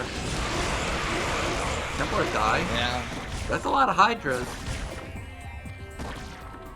Yeah. No, it's like, well, you trap my army, I'm coming with a new one. Yeah. Yeah, it's 190 to 77. Two Archons, two Dark Archons, two Templars. And he's winning. Oh my gosh. These Archons, they seem like they're immortal, basically. Yeah. They say there are no heroes in StarCraft. Yeah. But, I mean, did you see an Archon? Yeah, apparently. And they don't even have much health. Right? They have, what, 10 health? They don't even need it. Don't even need those armor upgrades. Well, I think we've done it at this point. It's 75 supply versus 190 still. Even though the 12 army drones. is trapped. Yeah, 12 drones. Now we're not mining anymore. This was a crazy game. That was Absolutely. really nice. To be honest, like, Khan put a good fight, man. Yeah, I thought that Snow would just steamroll him, but Home actually did really well in game one. Had moments, maybe not necessarily to win, but at least split the map and be in a good position. And this game, he did split the map and was in a good position. So Calm, I actually think he's primed to be maybe. Okay, now again, that is BM. Well, taking the Overlord, yeah. Well, I mean, what else can he take? He needs detection. Okay. Mind control is amazing, dude. I wish people would use it more often. Yeah, it's a Now, I very think smart if- move. Like, he could also mind control lurkers. Like, those are fantastic units, but the GG comes out, and that means Snow, he is going to get out of the group in first place. But Calm, he put on quite a showing in this series. Yeah. No, to be honest, like, CVP of the year. That was a really good game. It was split map on a map that is not easy to split. He even had players trying to take the center of the map. They're really well done. But now we're going to be going into our losers match, which is going to be a PvP, and it's going to be between Tyson and Ssinz. I have a feeling this is not going to be nearly as long as the PvZs we did. PvZ or PvP to be quite quick. But in the top left, we have Tyson. And in the bottom left, we have Ssinz. Yeah. Have you ever seen Nyoken PvP where a player goes like carriers and the other player made their icons and steal all the carriers? So, in a pro game, no. But actually, that's my style when I play PvP. Is I actually like to go 1 or 2 base carrier just to troll on the ladder, And mind control is actually the hardest counter to carriers. It's crazy how strong it is. But look at this, Eonzerg. We're gonna have proxy gates. Oh man. Since he doesn't want to bother with PvP, I guess. No, he's had enough. He's had enough of PvP. He wants a rematch for his calm. So he just wants to end this series ASAP. You ever Now played? the thing is, what is actually good for Ssinz here? What actually needs to happen for this to work? Well, it just needs to not be scouted, I think. As long as there's no scout, I think he's fine. Wait, it's only one gateway? Okay, yeah, that is. Now, that's not what I was expecting. I was expecting for sure for this to be 2-gate. I don't know what this is. It's only one gateway? Really? Why do you pile on the proxy pile on a gateway? What is the reason? I don't know what this is. And I was thinking, well, maybe if Tyson scouts late like he did versus Snow, this won't get scouted. He does scout actually at a pretty good time, but he is not going to cross scout, so he's not going to see it. Not only that, he's double scouting, man. Yeah.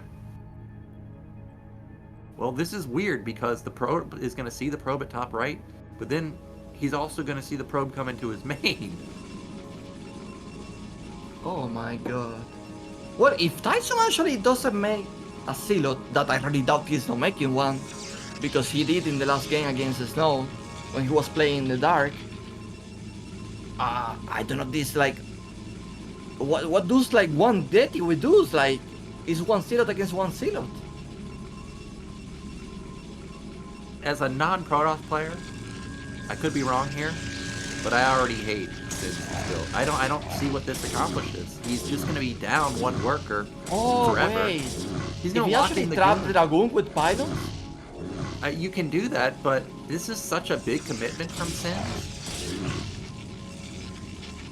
And look at this, the second gateway is already coming up for Tyson. The battery? Okay, it's a battery, but this is the weirdest proxy gate I've ever seen. 3 batteries. 5 batteries. 4 batteries. And the Dragoon is out! Yeah, he made it set up in a way where he could just pop the goon out on the right side. That was a really clutch positioning of the probe to force it to pop out on the right side. Batteries are strong, and they can heal basically forever, but the problem for me is the second gate is already up for Tyson. Wait, Dragoon doesn't do too much damage to the Zealot, right? Is he just... Yeah, they don't do great damage to the Zealot, but what's Ssinz's game plan here? Is he just going to try and kill the gate? He's not fighting the units. I don't think like he can kill the gateway either. I don't think he can do that. I mean, he's going to lose the Zealot here. No, By having 4 batteries. This is a fail. This is a fail. This is easily the weirdest proxy gate game I've ever seen in my life. There's the gateway in Tyson's base now. Tyson's actually down workers at this point, and he's not mining with 3 of his probes. So I guess there is a chance that this still could work. I don't know. No, there's no way. There's 3 goons left over. Oh, look, there's only 1 pylon to keep those 3 batteries on the right side powered. Wow. You know what's funny? I could see like this strategy working with 2 gateways. Yeah. I could too. Like if he didn't build one of those batteries, if it was a second gate, I could see it working, but one gate? By the way, I never seen that so many batteries in a game. I've never seen it. I guess I need to watch more Ssinz games because I've never seen this before. We're going to see GG in just a second. There's no way Ssinz. 3 zealots. Also, that there are many Ssinz silos. Where are these units coming from? He's just rallied out of that one gate.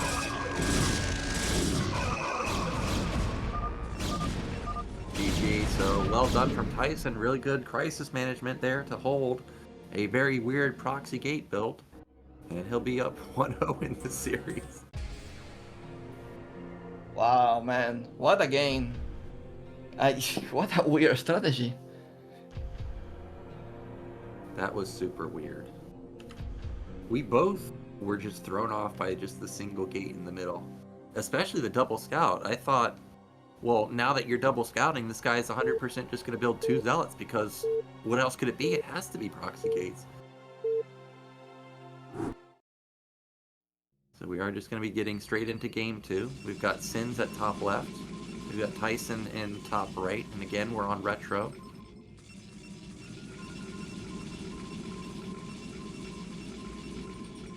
The thing is, Nyoken, that now thinking about it, like sending the second worker, he actually needed that to have the batteries on time. Oh yeah, for sure, true. But I feel like when you double scout, it just gives your whole build away, right? It's kind of like when you 8 racks, and when Zerg spots both SCVs, you just know what's coming. Yeah. I guess it's a little different because obviously Protoss can't build, 6 zealots or 6 lings all at once. But I don't know, just an interesting build from Ssinz. Actually going into this game, I thought Ssinz may go for back-to-back proxy gates, but not going to be the case. Gateway going down in the main, or I mean, after that fail, like going proxy again, what are we doing? Well, I don't know. Ssinz, just because of how aggro he is and his weird builds, he strikes me as someone that thinks to himself, like, well, that didn't work. Let's try it again, but with like a tiny change to it. No, I don't even drink, but after I like blunder again like that, I probably need one. Okay. Well, I wonder what Tyson is thinking after seeing that. Is he going to just play his same build order with the Zealot, or will he think, well, maybe this guy won't do it again and just get greedy? For sure, like he's probably happy, like, yeah. I mean, you have to be confident, like, what is this guy doing, like, I can't defend everything. Tyson is going to go for another quick scout. I think it's smart versus someone like Ssinz. Got to know what this guy's doing. We do have mirrored builds. We've got Gateway Gas for both sides. Cybernetics coming in for both sides. Yeah, very standard opening this time. What can't really change here is that one goes River, the other goes DT. That could make the game really chaotic. Oh yeah. And even if the opposing player, and even if one guy goes DT and the opposing player goes Observer, you can be smart about your DT movement and avoid the Observer and still get a victory off. So hopefully we get something like that, because I always find build orders like that facing off versus each other to be interesting. We've got this Zealot moving out for Tyson. Ssinz, I know he's built a Zealot, but where is it? Or maybe he didn't. Yeah, Dragon range for Ssinz. Yep, and Tyson. And Tyson. Also going range. I thought he might go for some tech building. He had delayed his range, but not going to be the case. Forget it was for Ssinz. So he's actually doing the build Snow was doing. Yeah, I was just thinking that. Maybe he can pull out a victory with the 4 Goon micro, because everything looks identical. Tyson did fall behind on workers, so that makes me think that this could be like 3 gate, but I'm not too sure just yet, because we don't see any gateways coming down, we don't see any robo coming down. Yeah, but he's getting so much gas that it doesn't make sense that it's 3 gateways. Okay, there's the robo. So it is just going to be standard opening from him. And there's the robo from Ssinz. Ssinz build just seems more streamlined. He's got his faster gate, he's got faster range, he's got same amount of workers, his robo timing's the same. Oh, okay, you saw it. Yeah, Ssinz doing a good job to deny vision. Really good job. And I don't think Tyson actually scouted Ssinz, right? So that means that this has to be Observer, because if it is... Oh wow, Nyoken, you were right, 3 gateways. Yeah, 3 gate, but this was... Well, actually this is the same build that Tyson pulled out versus Snow, right? Like he went for the fast robo into 3 gates, so we're seeing literally the exact same strategy from both sides. This time, look what Tyson did this time. Instead of going on the low ground, He smartened up here. He's like, you know what? I died because I went on the low ground. And as I say that, he goes onto the low ground. But he's not going to get punished for it because the 4 goons are not sitting outside of his base. Yeah. No, he's like... Ssinz is making sure that nothing actually scouts his base. And he's going on server, by the way. Both players are going on server, so... I think since Tyson is on 3 gateways here, maybe he can put some aggression and even like contain Ssinz. Yeah, and look at that. The probe was running in, and Ssinz pulled back those goons. Because if Tyson only sees 3 goons in total, he has to respect that there could be DT. But if he had seen 6, well then of course it can never be DT. So that was a smart move right there to hide that. And I actually think Ssinz should consider just expanding. But now I'm looking at the probe count, 28 to 23. So Tyson is cutting a lot for this. He's going to be going for a timing. That's funny that the 2 Dragoons men are like poking against like 7 Dragoons. Yeah, and he's able to get a read on the goon count also. Now Tyson is starting to build up his probe count now at 24, but Ssinz just has a massive econ lead in terms of worker count. Neither player I have seen has built a support bay. That must be it right there for Tyson. What? Okay. He's on expansion, so he need to go. Yeah, if you're gonna cut that much, you gotta go. It is go time. His Reaver timing will be ahead of Ssinz, I think. I still don't think he's built his support bay just yet. No, but he can wait for Reaver. Alright. Okay, that was a good kickoff. I actually think Ssinz is gonna win this fight. No, maybe not. More. Wow, that's a lot of goons in the back that I did not see. And that is an overwhelming amount of goons, actually. Tyson may just end it right here. He's up like 3 goons overall. He's moving in, picks off. He's almost able to one-shot these goons. Really good control from him. Takes down a ton of Dragoons. And this Nexus is probably going to be canceled. Yeah, it is. Yeah. And now, Tyson can contain Ssinz. Well, even like, maybe can kill him, I don't know. Yeah, this could be a good move, or it could backfire. For now, it has not punished him just yet, but now he's starting to bleed off a little bit too many goons to feel confident about moving in, but he at least forces Ssinz to pull some probes. He's missing shots in that high ground. Yeah, that's one of the reasons it's hard to push up there, is just so many shots get missed, but I think he can still just follow up with a Reaver and be fine. Okay, that is not good. He loses the server. Actually, need vision to contain better the Protoss player. Uh-oh. Uh-oh. Okay, he takes a couple of free shots. He will be able to hold the high ground, and Ssinz does have his Reaver coming out pretty soon. I saw the shuttle already out for Tyson, so his Reaver's also coming out soon, and he has his Nexus coming up in just a moment. I was going to mention that. It's crazy he's able to afford Reaver, expansion, and contain at the same time. This is looking perfect for Tyson. Yeah, he's got a big flank. Oh, look at this. Elevator for Ssinz. There's no vision for Tyson right now, so this could catch him off guard. For a counter-attack, or just like to do a sandwich? I think to just sandwich. I think that's exactly what he's going to do. Okay, yeah, this could definitely catch him off guard. Now what do you do with your shuttle? This is so hard to micro. Tyson focuses down the shuttle, but he's going to lose all of his goons and the Reaver for it.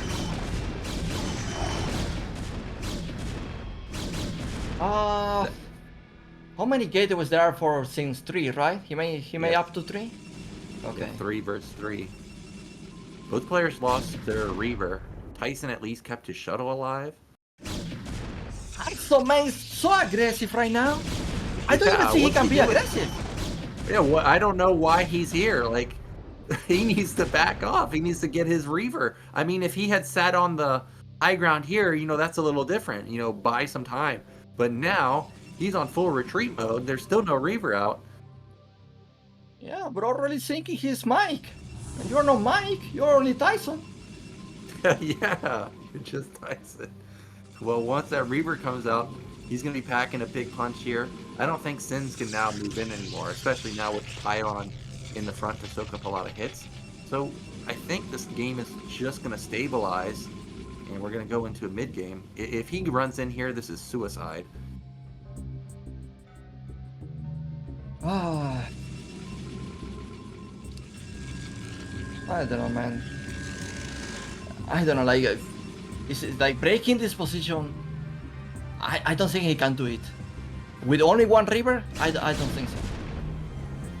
I don't think so either. I think Ssinz, if he wants to get damage done, he needs to have speed on his shuttle, so he can run in here, get off a reaver shot, and run away. I think that's the only way he can do damage. Well, that naturally is exposed. Yeah, so is the main. And he has double observer. He doesn't see any goons on the my monitor. god, this could be a huge bomb. Oh, instant response. I don't know how he knew that was there, but that was a good response from Tyson to pull all of his probes. Takes no losses. Yeah, solid defense. And now, yeah, Tyson should be fine here. To be fair, there is not too much like worker difference. And the supply is so close as well. Counting that Ssinz spent super late. So I don't know really what is the advantage here. Like more gateways for Tyson, I guess, or it's like even. Seems like it's just even right now. I think the real advantage is just those 5 workers allow him to get, you know, a few more gateways out or get his tech up and running quicker, like speed.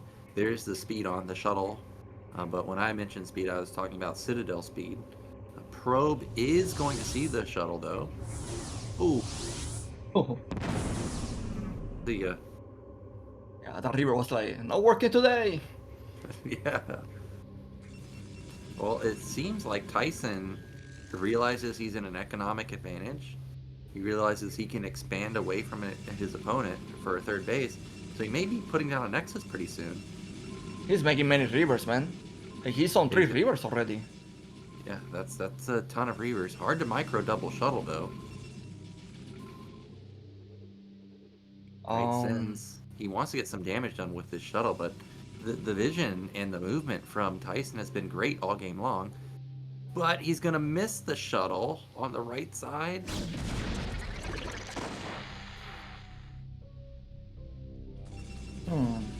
So dangerous.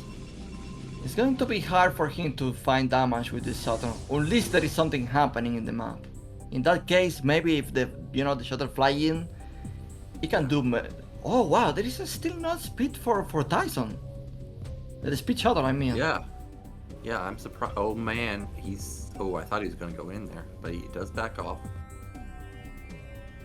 Ssinz is doing a really good job to pull units out of position. Like this is not a lot of dragoons here to help support these reavers.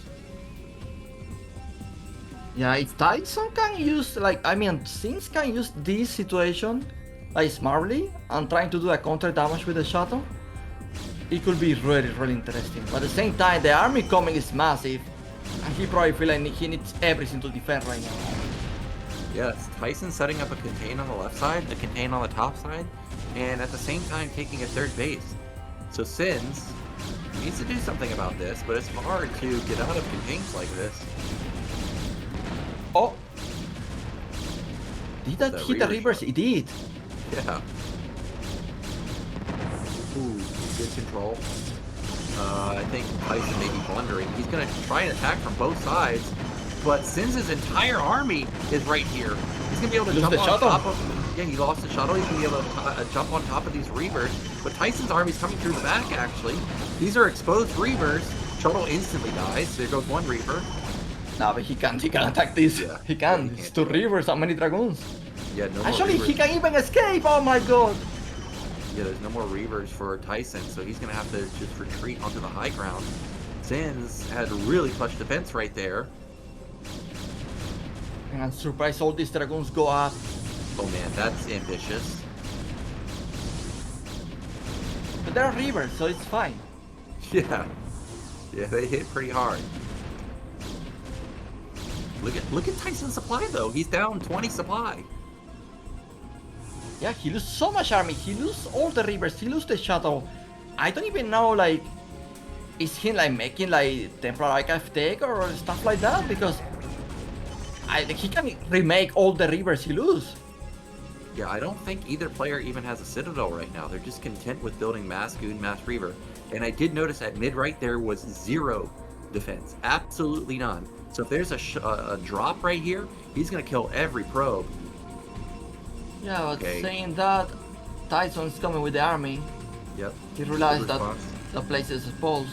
But look at this! Massive army now coming into the National.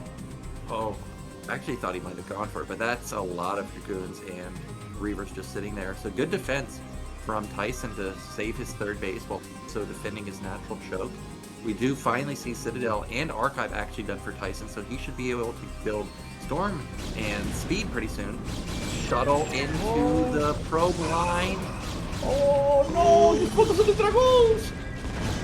Oh, but they're getting off huge hits. They're dealing so much damage. Look at the control! He loses the shuttle, but he kills like 7 goons!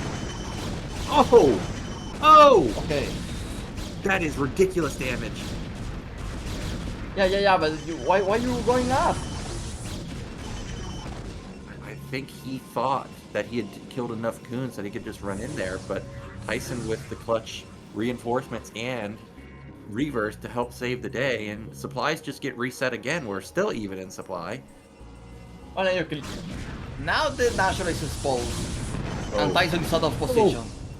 Yeah, he's way out of position, and that Reaver took a big shot from the other Reavers, and now I think Ssinz has done it. All game long, he's had the better unit positioning. Like, the movement has just been impeccable, and now he's got the arc advantage, he's got the unit composition advantage.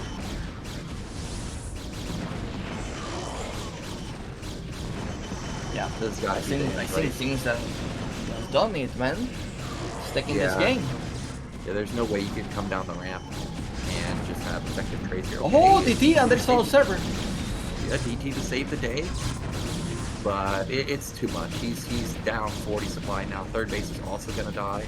This was really well done from Ssinz. I'm surprised Tyson lose this game, but he did. GG. Yeah, after the beginning of killing that Nexus, or denying the Nexus, I thought that it was Tyson's game to take. He looked like he was ahead the whole time, or at least even in supply, but better econ.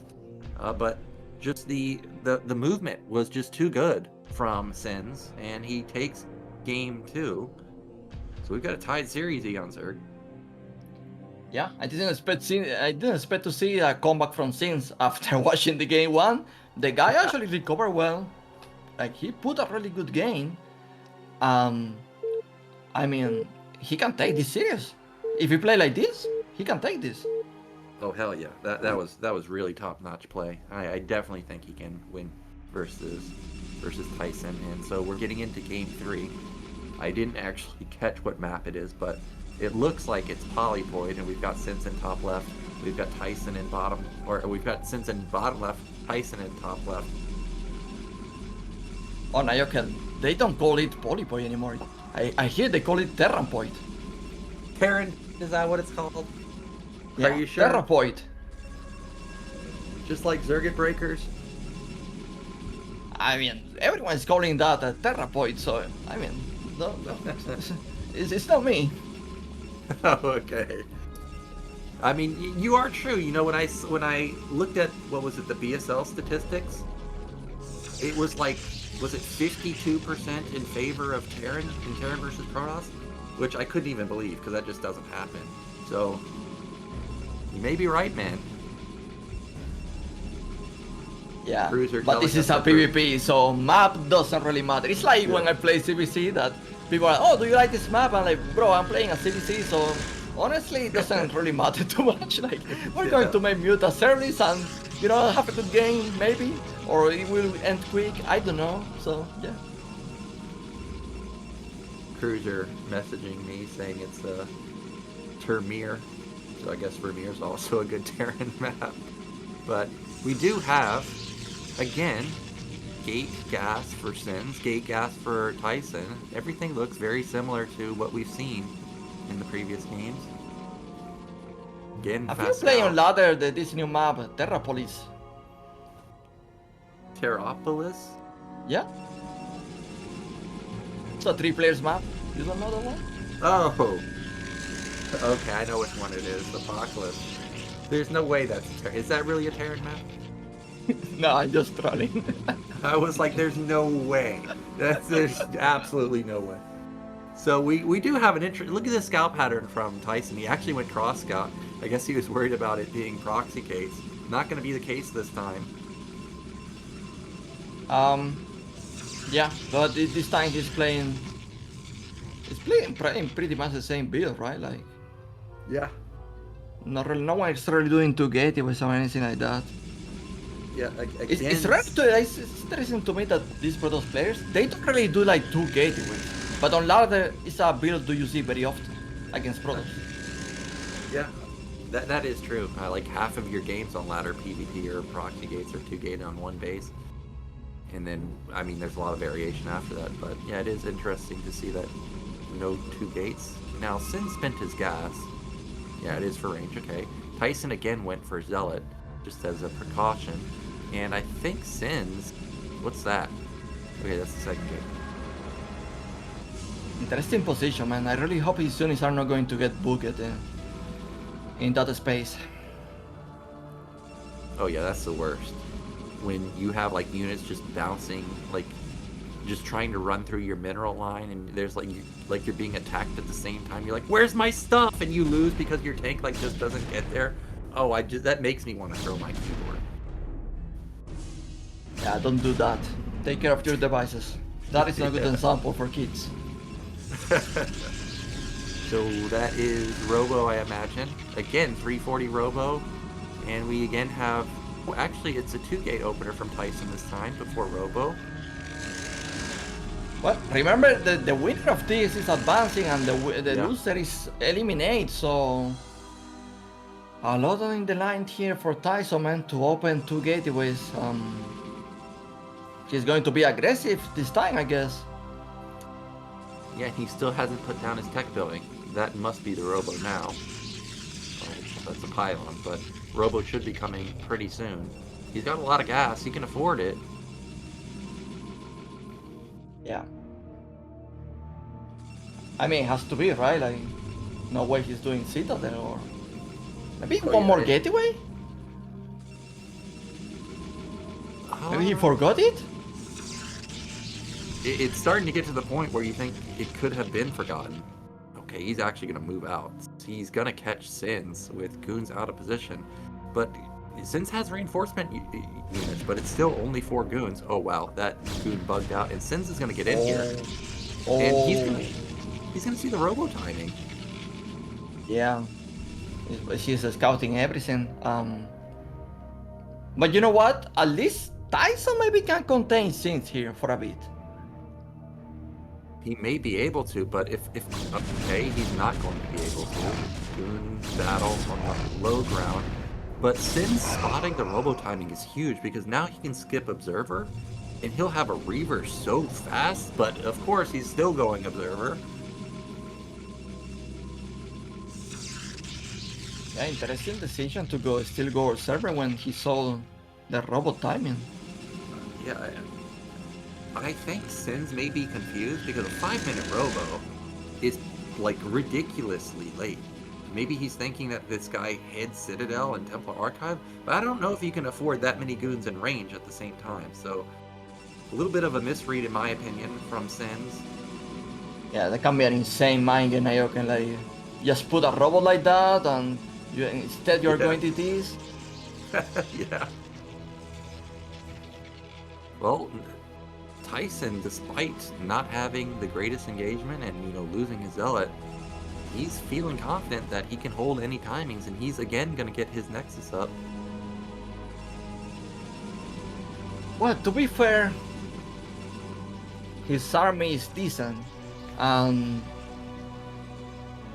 since he has like a very strong timing here, but he really need to make this work, because if Tyson actually is able to defend that just with Reavers, I don't think he's going to have like shuttle for that. If he's able to defend with River and an expansion, he's going to be feeling very, very good. Yeah, I think Tyson needs to get a shield battery up because, like you said, the shuttle's not going to be out, but he could maybe have a reaver. Shield battery can actually, regen all your shields after taking a big hit. But I don't even know if he has a pylon down. I think Ssinz may just end the game with this. This is such a hard angle of attack for Tyson to deal with. Yeah, and he's not even making like pylons in front of the Nexus to tank the damage either, so it's going to be like a very straightforward attack. Like he can even like just range the Nexus. Yep, I don't think that this can be stopped. We'll see though. He needs to snipe the shuttle immediately. Well, the Reaver did not pop out on the best side. Reaver is not getting off the best shot, but he's still getting off shots. Wow, those Zealots in the front are soaking up so many hits. Oh, now that was a huge hit. Gets a lot of the goons right there. This could be it. Oh, shuttle dies. Nope, does not. Oh, he got off the... Oh, he popped the Reaver, but he's going to lose the Reaver himself. That's it. That's got to be it. Oh, man, painful game here for Tyson. GG. Yep, GG comes out, so well done from Ssinz. He'll be moving on, and he'll get a rematch versus Calm. I think I agree with you in the beginning, where it just seemed like the build order was off by Tyson. The Robo was so late. Yeah. Nyoken, I need a few seconds, BRB. So while we wait for Eonzerg. Well, actually, we could just get in. Well, we'll wait. We'll wait for Eonzerg to get back since he's our Zerg expert. We've got Ssinz versus Eon, or not Ssinz versus Eonzerg. We've got Ssinz versus Calm coming up pretty soon. I think Calm is actually the favorite in this. I think Calm and Ssinz are probably relatively even in skill, but because of how well Calm played versus Snow, especially going into a 45-minute game versus him split map, and also getting split map on Vermeer also, Calm looks really dangerous today, so I think I'm going to favor him in this particular series.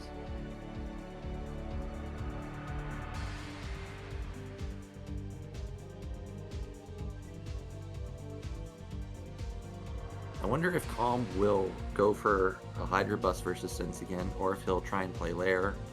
I wonder if he'll open 9 pool, because remember Ssinz had that weird scout pattern where he didn't actually get to scout Calm that quickly.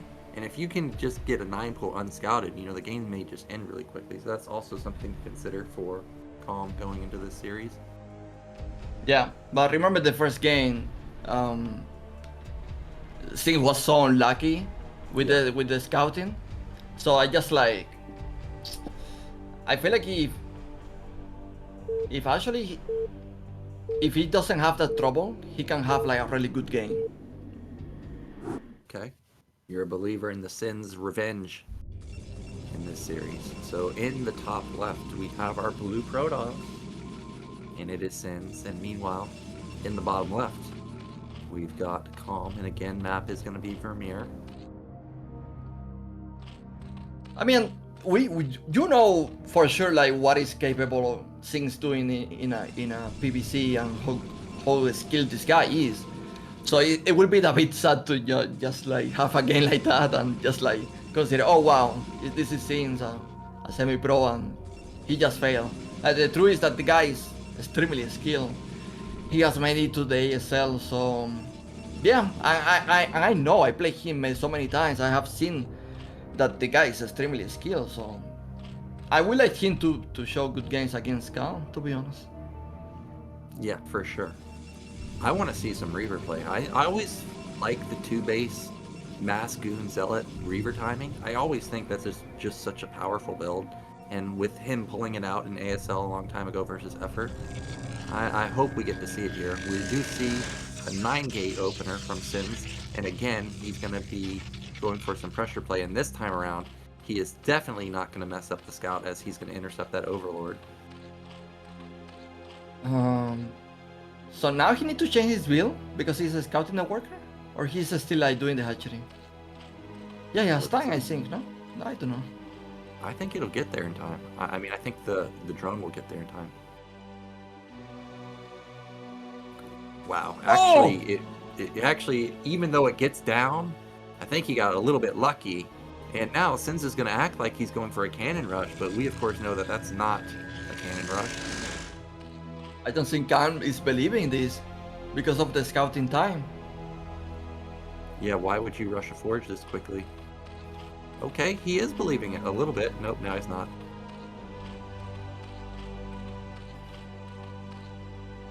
So a good read there from Calm. Doesn't over defend.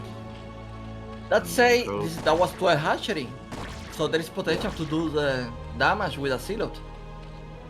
That is true, and there it comes. And he is definitely going to commit this time. The probe has already taken some damage too. That means that the probe is probably not long for this world. If Calm can actually kill this probe before it can get connected with the Zealot, that would be amazing. Wow, man. I don't think he is safe enough time. Like, yeah, dealing with the worker, like doing damage to the worker is fine, but do you need to delay that Zealot? Yeah, he did. Look at the really spawn delay pull that. timing, like. You think that this game's just already okay? His pool's done, but he should be able to rack up at least one drone, I think. Oh man, look at look at that! That is amazing control. That is actually absolutely perfect. I can't even believe he is like defended like that. The Zealot can't even go behind the minerals anymore because it's just so out of position. And he's not controlling the other Zealot either. Look at this. This is amazing. 5 lings for the healthy Zealot, 3 lings for the bottom Zealot. Now he does need to be careful because there's a third Zealot here. If he's not paying attention, he'll lose these. Also, the damage is accumulating. He's forcing a lot of Zerlings from Hahn, so it's already a totally different game from what we see early on from these two. I like what Ssinz has done here. Like, he delayed mining time, he forced many Zerlings. Look at this, he's still making Zerlings. Yeah, I actually thought that it was looking similar to the Zealot Ling game that we saw versus Snow, but with these 4 more Lings being built, this is definitely not the same as drone count to be lacking a little bit. And Ssinz did branch off 1 Zealot, but now he's coming back. Gonna be intercepted though. Maybe. Well, this is the Zealot. Sadly for him, he's in a sea that he can escape. Yeah, he's in a bit of trouble. But Ssinz gonna try and save his butt. He's moving out with 4 Zealots, try and escort his boy back to safety, but unfortunately, that Zealot has been pretty much cornered in. Well, for some reason, that is still like forcing Hahn to micro that, so Yeah. in some way this is positive. And he's going to scout the tier and going to see how many drones there are. And I mean, did he? I'm not sure if he saw that drone actually get produced at the end, but he did at least get some intel. Wasn't a complete waste of the Zealot. Now, Ssinz has not shown his tech just yet, but it is going to be Stargate again. Calm, good drone saturation. Many drones actually. Ssinz playing safe, making a second cannon because he doesn't really know what Calm is doing. Yeah. But yeah, his target timing is looking good. Now he's making a citadel. He's upgrading as well. Something that he didn't do in the first game is to play. So yeah, looking better than the first game, but still I'm not really too happy because he's making a lot of cannons that he doesn't need. So yeah, not really sure. Yeah, and again, Calm already on big econ relative to Protoss's. Protoss does have a lot of Zealots already. 6 Zealots, 7 Zealots already. And he'll be looking for a move out pretty soon. His Citadel was relatively quick too, so we could be seeing that 7:30 move out and just try and hit Calm before he's ready. The Spire is about halfway done. Corsair's going to be popping out momentarily. Yeah, he made the gas in the tier base. So now, when Ssinz goes to scout that third base, he goes to the natural, doesn't see a Strator. The spy is probably going to be ready by that time, so I don't know if he's going to scout the tier base. And 6 hatcheries from Khan, so we're probably going to see Mutas. Yep, and the extractor at the third base. Ssinz needs to see this, man. He desperately needs to see this. That gas is affected. Oh, it is. Look at that. Well, it doesn't seem to impact it that much, though. He found 4 overlords. He may be able to pop 1 or 2. Fire did finish though, so Scourge should be coming out pretty soon. Yeah. Yeah, really good drone saturation. Now with Muta follow up, what he's going to do is deal with the silhouette attack. He probably doesn't even need Sunkets because he has like a good amount of servings, so with Mutas and servings, he can probably defend the silhouettes. And then here comes the move out. Speed is kicked in. +1 weapon should be kicking in just a second. Ssinz has really big econ. All he needs to do now is start building his gateway count. There's the +1 weapon, and mutas are out. There was only 1 Corsair, so these zealots are going to have to turn around. Yeah. Really good here for Khan. Yeah, that was not what Ssinz was looking for. He got basically no damage done. Just lost 4 zealots essentially for free. Let's say I have seen Arjun do this build, and usually he's like on 46 drones super quick, and it's something that I haven't seen from Khan. And look at these things, man, like that was a good Corsair micro, and I feel like now, like air-wise, like Khan need to be careful because like things accumulate too many courses, and he doesn't have the defense for that. That can be annoying. Yeah, and Ssinz already has good mutalist defense in his main. He's got double cannons. With all those Sairs already, he can easily keep the mutalist back. And we've got 8 gates coming in for Ssinz, so he is looking to put on a really, really strong attack in the mid-game.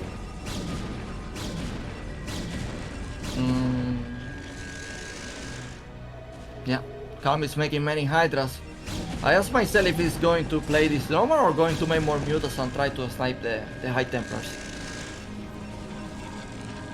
Yeah, we haven't seen any more mutalists pop out just yet, but based on his previous games, I think he will most likely build 5 more mutalists or so and try and snipe those Templars like he did versus Snow.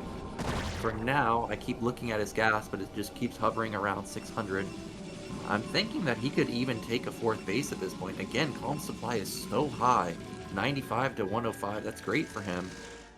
He's using a lot of gas, so I don't know if he's making Darkers or making more mutas.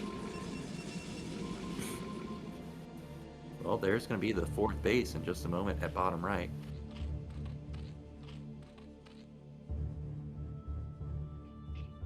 Ssinz is starting to build up his goon count, so the timing is going to be moving, or going to be coming pretty soon. His +1 armor is going to be kicking in like 45 seconds or so. I never saw a Robo in his base, so he does need to get that up and running because lurkers could definitely be out on the field. Huge army coming to Ssinz. I see so few dragoons. Oh well, never mind. There is like this. That's a decent army actually, but this huge army from Calm as well. Yeah, big army from Calm. He is down 25 supply though. The Mutalist, I think, sniped that probe before it could build the Nexus. Still no Observer just yet though. Still no Lurkers though. Oh. No Lurkers, no Mutas. How do you like deal with High Templars? Yeah, I don't know how you're gonna stop this. I mean, if he does like a perfect attack, like he dodge every storm, I see a chance, but this is going to be so hard. Wow, and he sees the Lurker Egg, so he knows he has a moment to actually get in here before they kick in. No, Since he is going to take advantage of it. He's going to try and engage. The storm is not great. Okay, that one was pretty good. But he sees the lurker eggs at the bottom. He should storm those. He does, but the lurker's actually complete. That is so many Dragoons. Oh my gosh, the storms on those Tigers are amazing. Oh. Oh my god. That's it, Nyoken. You lose all the army, all the lurkers. Yeah, that was painful. Even I felt that in my heart right there, watching all those lurkers not get off a single shot. The Hydras are going to try and save the day versus the Goons on the right side. But Zerg just lost way too much. There's so many reinforcements coming as well, so if he's not stopping. Yeah, and once he loses the Hydra, then that's it. He won't be able to pump out anything that can fight the army. There's only one something, too. Yeah, good timing by Ssinz, GG. But I have to say, like, what did come, like, did you spot the mistake? Because, like, to be fair with you, I don't really see what he did wrong. Well, not that I'm a Zerg player, but it seemed like his lurkers were a little late. Or, like we were talking about, if he's going to build Mutalisk for sniping the Templars, I also didn't see him build Mutalisk. Like you know, build like 9 Mutalisk or 10 Mutalisk. It seemed like he needed to have either one a little bit quicker, and he just didn't have either of them. Yeah, probably like go out like with the Hydras and trying to save time to get the lurkers ready. Yeah, I think other than that, it looked really crisp to me. Ssinz just hit that one timing where he had like 15 seconds to do damage, and he just nailed it. And now he's up 1-0 in the series and 1 game away from making it out of the group. So we have our Zerg player in the top left, and this time we've got Ssinz in the bottom right. So we've got cross spawns this time. Okay, it's retro this time, so we can actually see a 12 hatchery or 11 hatchery from Zerg as well. I mean, it's me or like it's been like playing hatchery first every game. Yeah, pretty much. We only saw that 9 pool once. Yeah, I'd actually like to see Ssinz go for 12 Nexus or something. I mean, yeah, that is risky to go that if your opponent is doing 9 pool. But it's a 4 players map, so maybe he can gamble.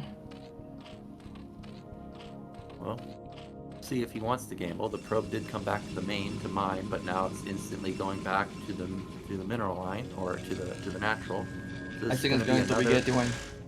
Yeah, another 9 gate from Ssinz here. He really wants to put on pressure on a Calm. And you're right about Calm build order. Actually, is that a pool at the top of his base? I think it is.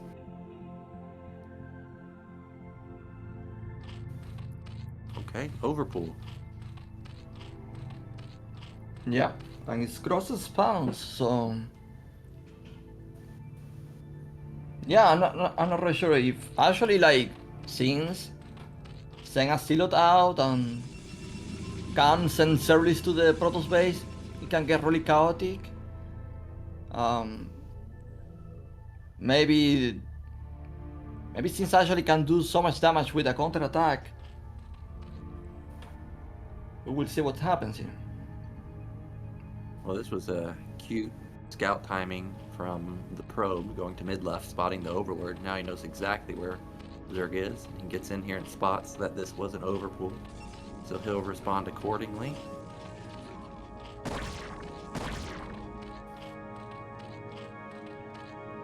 Drone finds the base at bottom right. But Khan doesn't know what Ssinz is doing.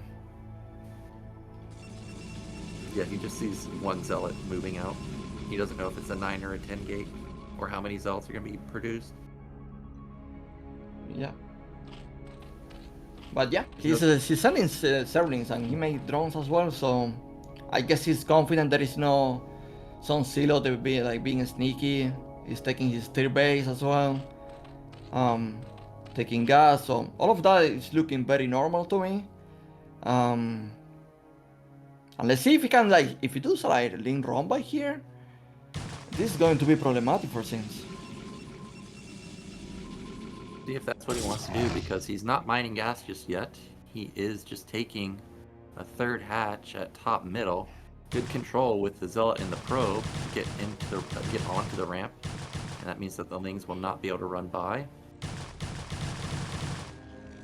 Well, it's solid defense. I don't think these services are going to run by. Yeah. Yeah, I don't think he can run by with this. Yeah, And I the don't most see- important, that worker is still scouting, still getting information. He's going to Yeah. see that Khan didn't make that many services either, so Protoss can be greedy and delay his cannon. Yeah, he may even go straight forward. We see a building in the main. That may actually be the cybernetics. Oh. Okay. Ling's still not able to get in. That probe is still alive, and that is actually a forge, so they did not rush the cyber. I'm surprised with four silos already. He's like not blocking that ramp. Yeah. Okay. He actually kills a probe. That's better than I thought he was going to do at all. So 1 probe for 3 Lings. I guess that's worth. We've got the probe still scouting around. Now the real threat is these 5 Zealots moving out. Not only that, it's so easy for Ssinz to get into the tier base. So, Yeah. well, at least Khan is only making servings. So he knows there is a timing coming. Yep. Also, on that third base with the ramp, he can just hold position there and trade really well. But because there's no cannons at the neutral, Ssinz also has to respect that, hey, you know, I could potentially attack your third base, but you could just instantly counterattack me. So that's why you see him kind of hesitant to just move across the map. And he made the right decision, because actually Calm built a lot of Lings. Yeah, Khan has a serving speed. So he can really abuse mobility here and be a pain to these zealots. But I think the drone count is not that great. Remember when you are doing overpull? It's not like doing dual hatch. Like there is so much larva for hatchery first. So ego-wise, Khan is not doing too great. Yeah, this was really good positioning from both sides. Ssinz ends up losing everything, but he traded as well as he could have. In the main of Ssinz, I saw that he does have his Stargate basically done, and it looks like that Spire is probably about halfway done too. Yeah, look at the timing. 6 minutes, still no extra hatcheries.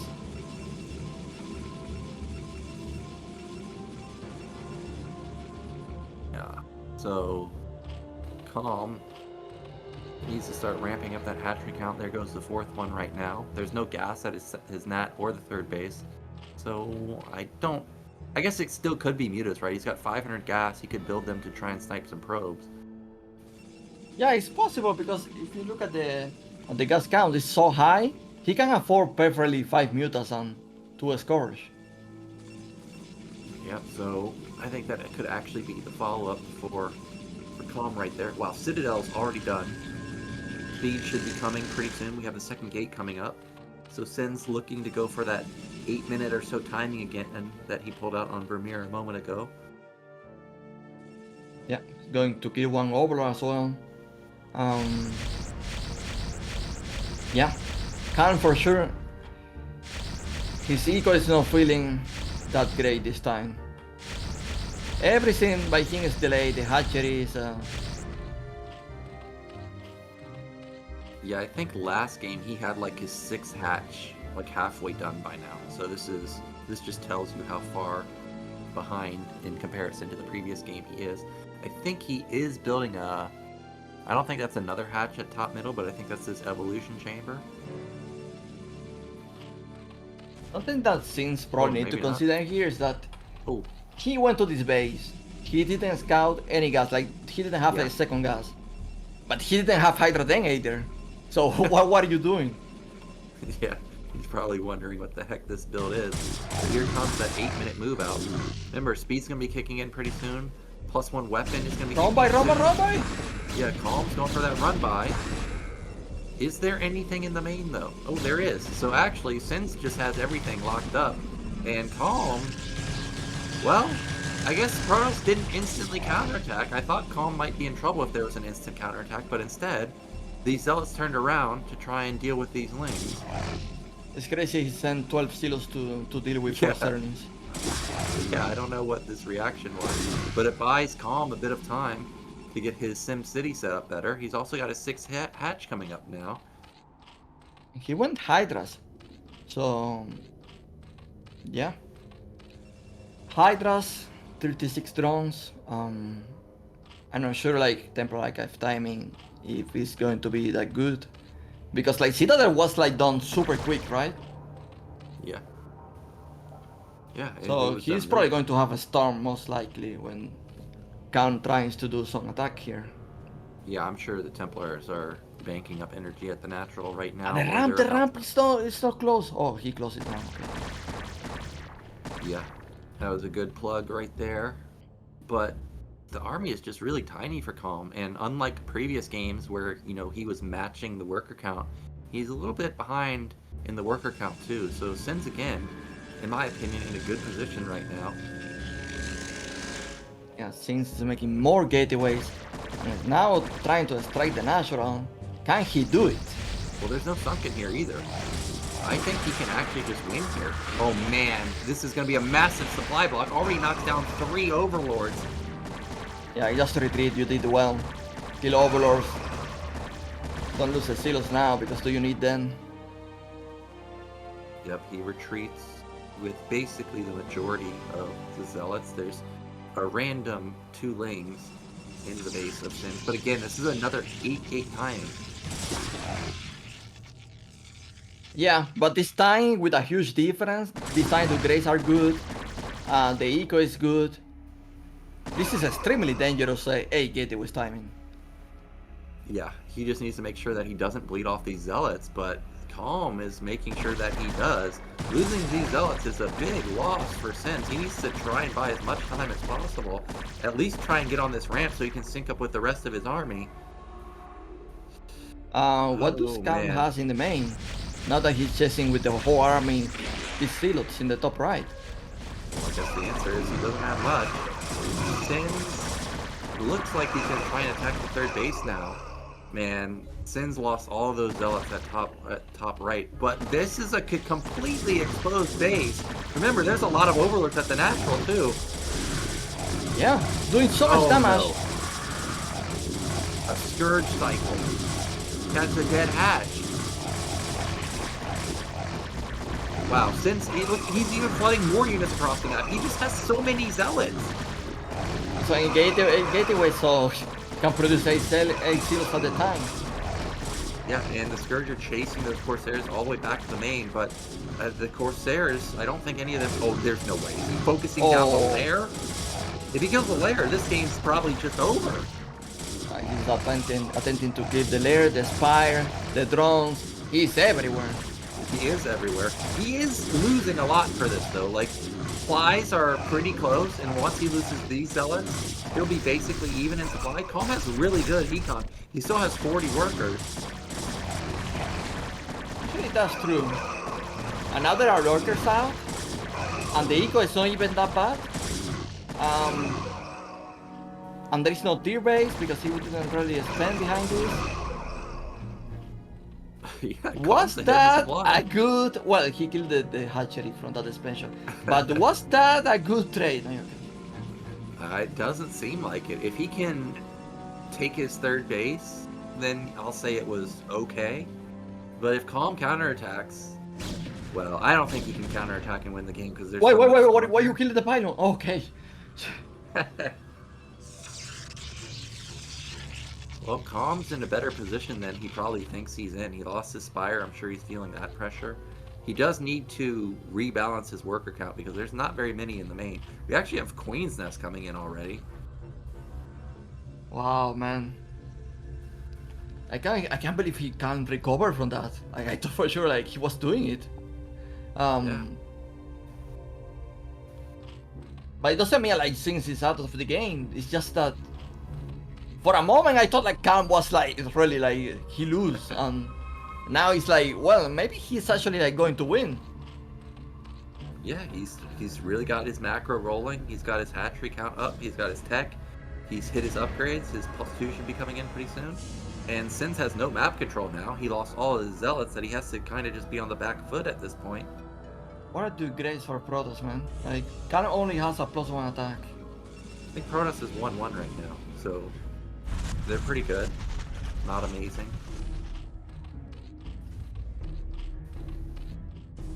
Yeah, the evolution chamber didn't die at the natural, so his +2 should be coming in pretty soon. Yeah, I asked myself if it, instead of like focusing on the lair, maybe like the spawning pool on the spire was a better option.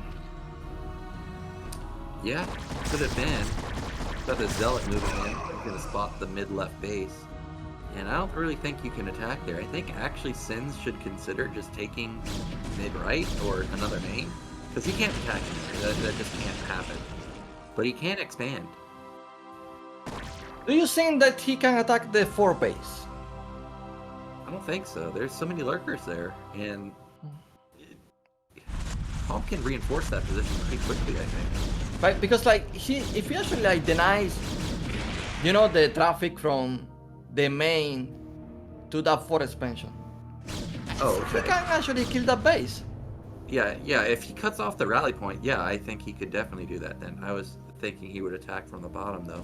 But that could be a smart move. Look at this, we've got a What are we doing? Right. Just attacking from 2 sides. Is that a mistake or is that something in purpose? Yeah, I don't know what this is. That can't work. Damn, huge econ from Zerg now. 66 drones, 4 bases, 7 hatch, hive. But Protoss no slouch either. Got his mid-right base coming up. His worker count is really low though, but in the game versus Snow on this map, the worker count was really low also. He was just hovering around 45 basically the entire game. Yeah, but to be fair, Snow was so annoying with the drops. At some point I remember he was on 70 drops, I was wow. But then Snow was, like, started to drop and he dropped it a bit. Khan already made Sunkens in the 4 base, so I don't think like you can attack that place anymore. And yes, Ssinz army is big, but it's not an army that can really attack. Like, it's crazy because like so many pro gamers, they don't really make rivers. And to me it's like making a siege tank. There is so much potential on it and you can attack any place. Yeah, and you can just let them sit there and they'll be effective. Like, it's not something you have to control all the time like you do with your zealots and shit. But we do have 4th base up and running now for Ssinz versus 4 base of Zerg. I think Zerg is still in a good spot though because he's going to have Hive Tech coming in just a moment. There they are, the Defilers. No, I think that the running was done because the High Templars died so quick. Yeah, it may have been already done. He's also got triple evolution chamber. Oh my god. You can break this position without rivers. Yeah, it's impossible. Just no probes. Absolutely no probes. Okay, we've got Dark Swarm trying to move out, but Ssinz is doing a good job to make sure that Protoss or Zerg cannot get out of their base. Well, at least something positive for Ssinz is that he actually never maxed out. So I guess he can make like a more directed army to play the late game of PvC, I guess. Yeah. He's about to be maxed in a moment though. Or we're gonna have a dark plague, I mean. Ssinz may even start to, yeah, he's got a pylon up at top right, so he's thinking about expanding to that position. Now that could be dangerous because it's towards Zerg. Like if Zerg just got drops and just dropped that base. Ooh, good feedback. Nice. Right before using the spell. Look at Khan. That trigger here is like, I'm going. Yeah, F you, Protoss. We're moving out. But he's just going to lose his Defiler and a couple Lurkers. Eonzerg, we're setting up for another snow game. This could be another 45-minute split map. Yeah, man. But Kalma also, like, he came from playing a game like that, so he has that experience, like, very, very recent. Like, maybe he can learn from the mistakes he made against Snow, you know? Yeah, that's true. Well, that say, Nyoken, in my opinion, since he's already, like the position he's in is better than Snow position. Yeah, I agree. He got his 4th base faster. He's going to get his 5th base faster. He's already banking, right? He's got a strong army to begin with. He's already got a Maelstrom, a lot of Archons, a lot of Storm. Like, if you think about it, in some way, Calm is contained. Yeah. I just don't know where Calm attacks. I think his best angle of attack is to drop top right. Like, he's just going to struggle, I think, to get through the center. Every time he moves out with a Defiler, it gets feedbacked. That feedback is useful, man. That is definitely an underused spell. Like, you never see that being used in any matchup. And it is getting a lot of value in this series. Wait, Ssinz. What are we doing, Ssinz? We need to back out. I think Zerg must be moving out with 2/2 upgrades. Must have just kicked in. He wants to catch this army with his power spike. And he is going to catch the army. He's going to kill off a lot of Zealots. Now all that's left is pretty much Goons and just a couple Archons. Look at the supply. Holy smoke. Ssinz supply just plummeted. What happened? I don't know. It must have been all of the Zealots just died. He's going to retreat onto high ground. Luckily for him, because he feedbacked all those Defilers, I don't think Zerg can push through here, but that was a great attack from Calm so far. Yeah, he made a lot of progress in the map. There are not even that many cannons here. There's only one cannon. Yeah, but look at the positioning of the cannon. It's so far back that you can't range it, but it can hit you. This is really well done. Yeah, to be fair, there are working cannons and they are good as photon cannons. So, yeah. Look, this is an amazing arm, by the way. If he Maelstroms this, I think he can hold it. Actually, it seems like he's going to hold it anyways. Where's Ssinz army? Ssinz does need to reinforce. Like, okay, there's the Maelstrom. That's a good Maelstrom. Oh man, that's going to be a lot of Archons. Yeah, but the army is not mobile. Like, he needs army right now. Yeah, Ssinz is slow on the gun here. He's not moving his army across the map ASAP. Luckily, there's a Reaver, but it's out of position. By the way, Nyoken, what is happening with Ssinz economy that is so low? It's actually super low for 5 bases Protoss. I don't know. His worker count's okay. Reaver actually got taken down, and Calm, because Ssinz is not reinforcing this position, it looks like Ssinz is going to lose this base. What's he doing? Dude, he didn't even like morph the high tempers to Archons. I find it hard to believe that he's not sending units across the map. Okay, now he's finally sending it, but everything's dead. He's gonna lose the probes too. Yeah. Remember this Zerg break that position without the fighter. Yeah, he didn't even need the pilot for that. Oh man, that was a big power spike for Zerg. 3/2 weapon. Or 3/2 upgrades, I mean, versus Protoss. And now Protoss is kind of all in here. He needed to save that base big time. But look at the resources in the main and the natural. It's still healthy for a 22 minutes game. Yeah, because you know what happened? Maybe he actually transferred all the workers to the expansions, and he's not mining from that. Yeah, it's a smart move because think about it. If you mine out these bases, mid, right, and bottom middle, you don't need to defend that anymore. You can just let them die because they're not important.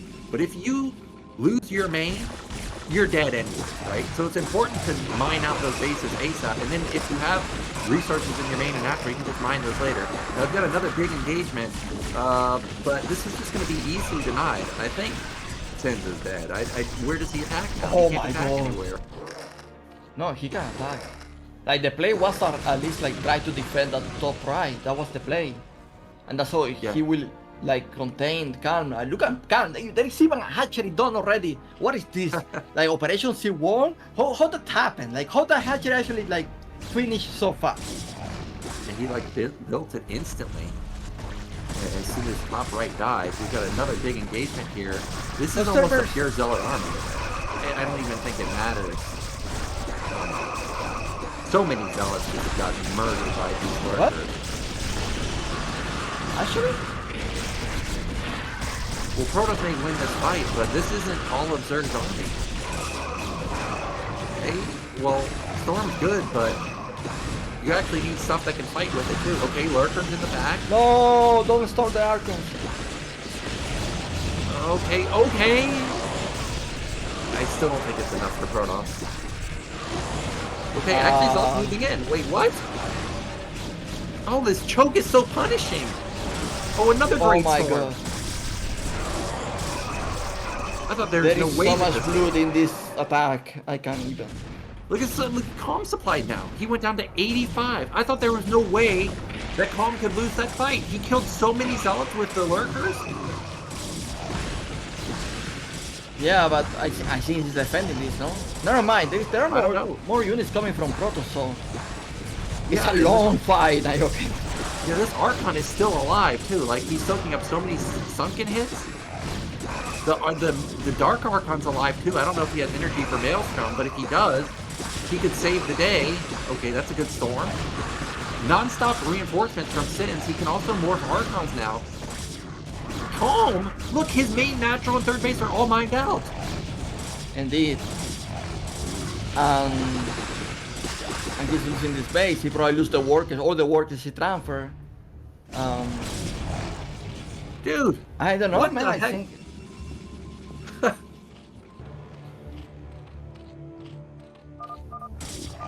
GG.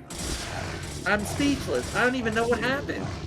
I saw Sins lose his entire army, lose top right.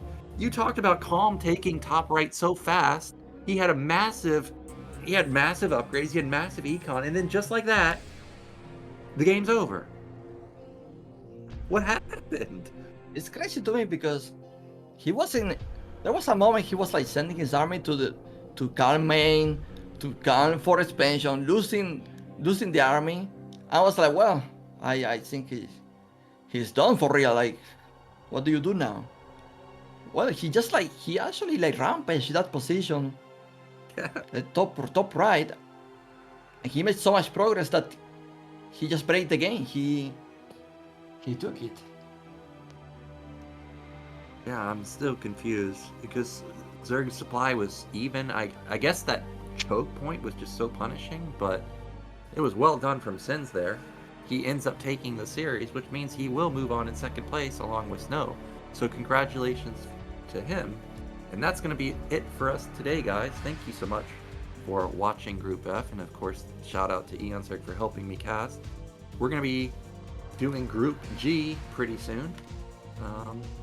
But that's it.